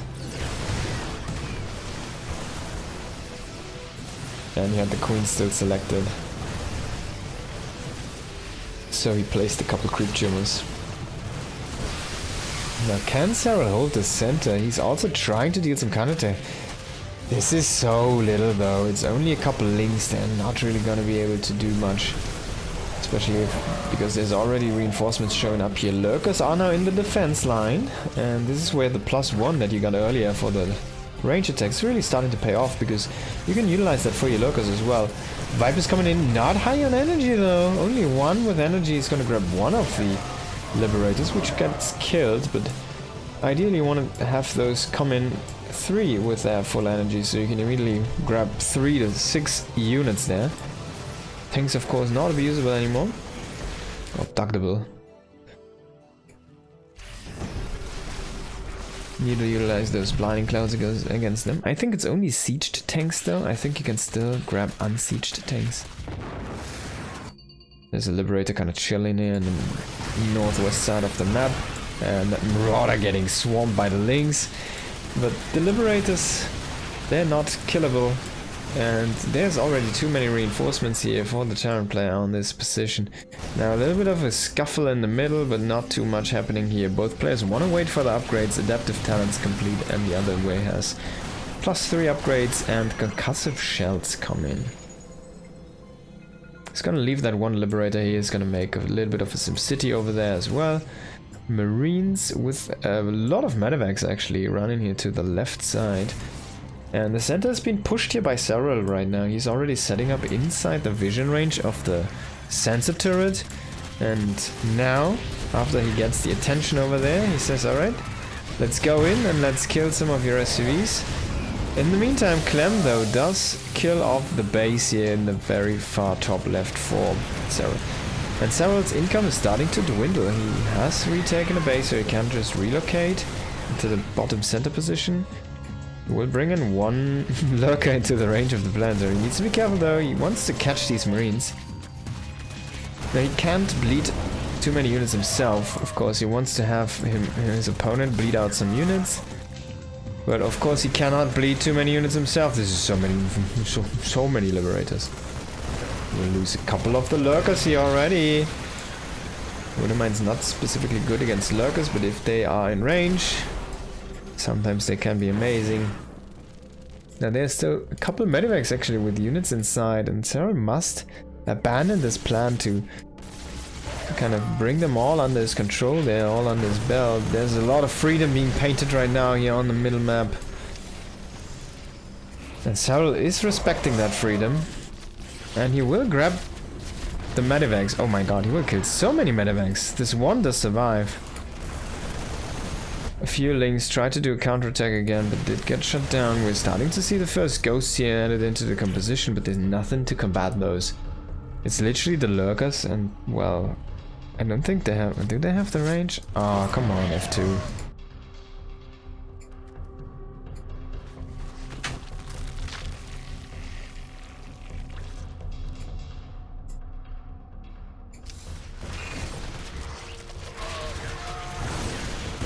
Oh, what a nice Widowmine shot. There's still Widowmine sitting down here for waiting for a drone transfer. Serral is grabbing in units where he can. He's trying to play this but as efficient as he can, but already the Liberator transition did happen. It's already so powerful. He's bringing in lurkers around the map to try and create some locations that Clem has to deal with. But such a difficult task. Now we do see the drone transfer. There is still that one Widowmine. It's out of range though, but it should be able to reach one of the drones very soon.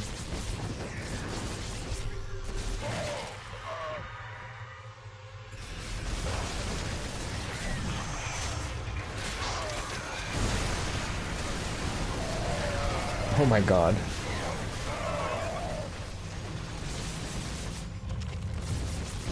There's one lurker behind.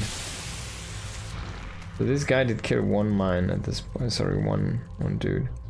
It might have been something else. Uh-oh.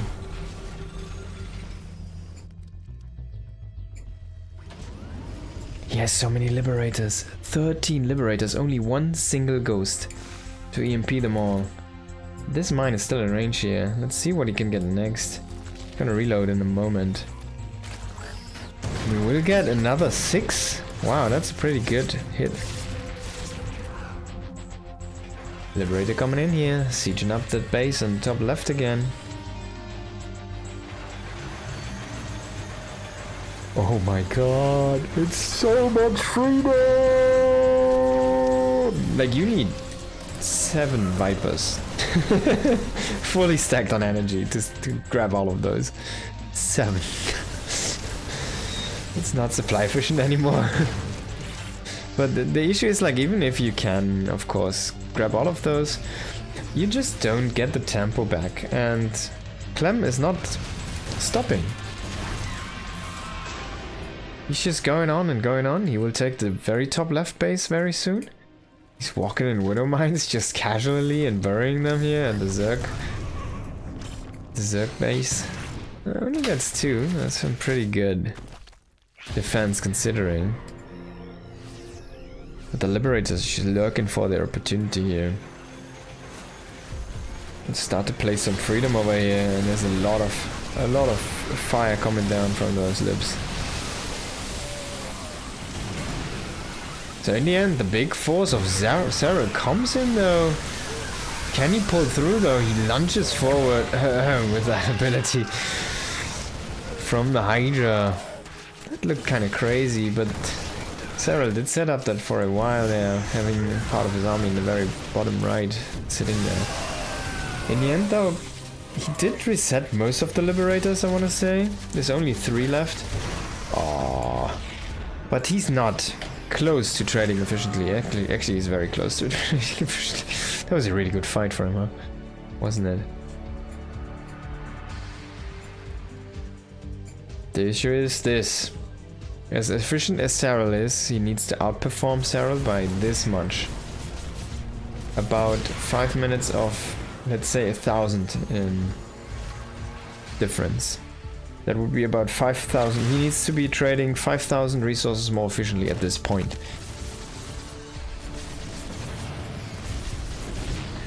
Which is not happening right now.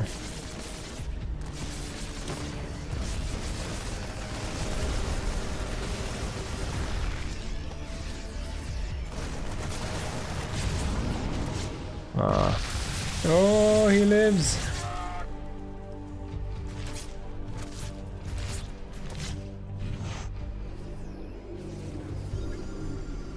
Okay, so it's not as much freedom as it was earlier. It's still a lot of freedom though. He do get pulled. He does have 4 Vipers. That means he can pull 8 Liberators if he really wants to.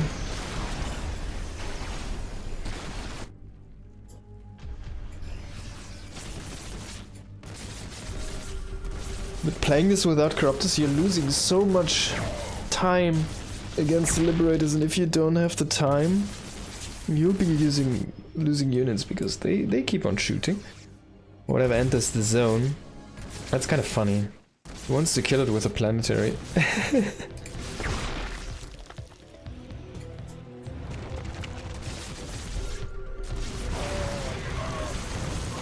Oh man, that luck is trading godly. There's the Medivac in the bottom, trying to speed away here.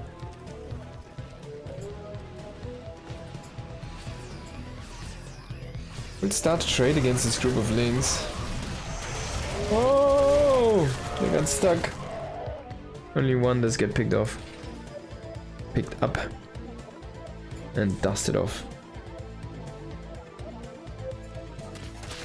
Couple of Widow Mines just walking in. Oh, that's a good connection again, yeah. Serral has a lot of lava. What he doesn't have is money.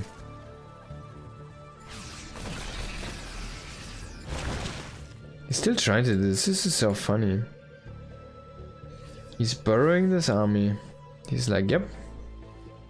Go along, there's nothing over here. He wants to do the same thing again. Oh, he actually unburrows the army and shows it to that one marine. Fire coming in here. Try to snipe down the hatchery. Doesn't work. It's gonna pick up and boost away here. Serral is on the chase, but Serral is fighting windmills right now. And Clem, that was some beautiful splitting there of those medivacs. Does lose 2 full with the Marines though, which is very painful. That's some good picks for Serral. Can Serral still make this work? Why not? Why not? Let's not count him out. He's the GOAT after all.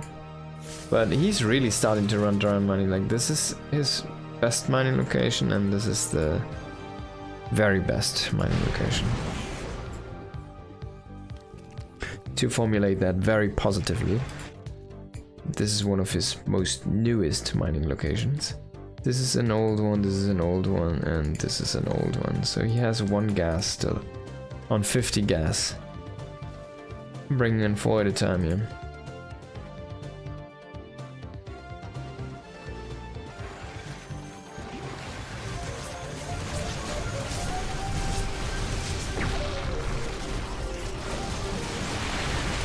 Big freedom is coming in. This is mostly a link composition at this point here. Serral is starting to dry up in the money department.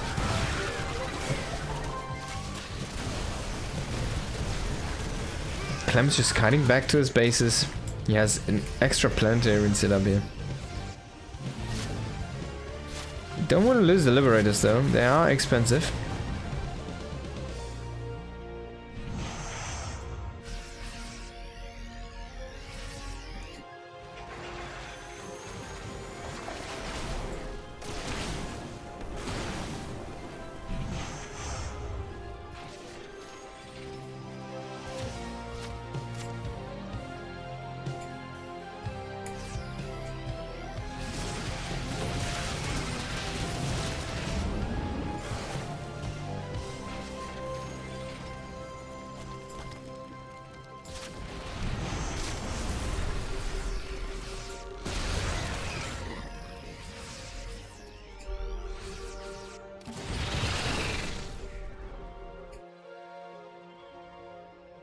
He's still waiting on that hatch rate. The links actually don't see that far.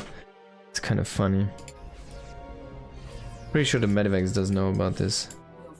Yeah, he sees the links. He comes in, he immediately snipes this one. He's gonna get a kill even. This base will not be denied.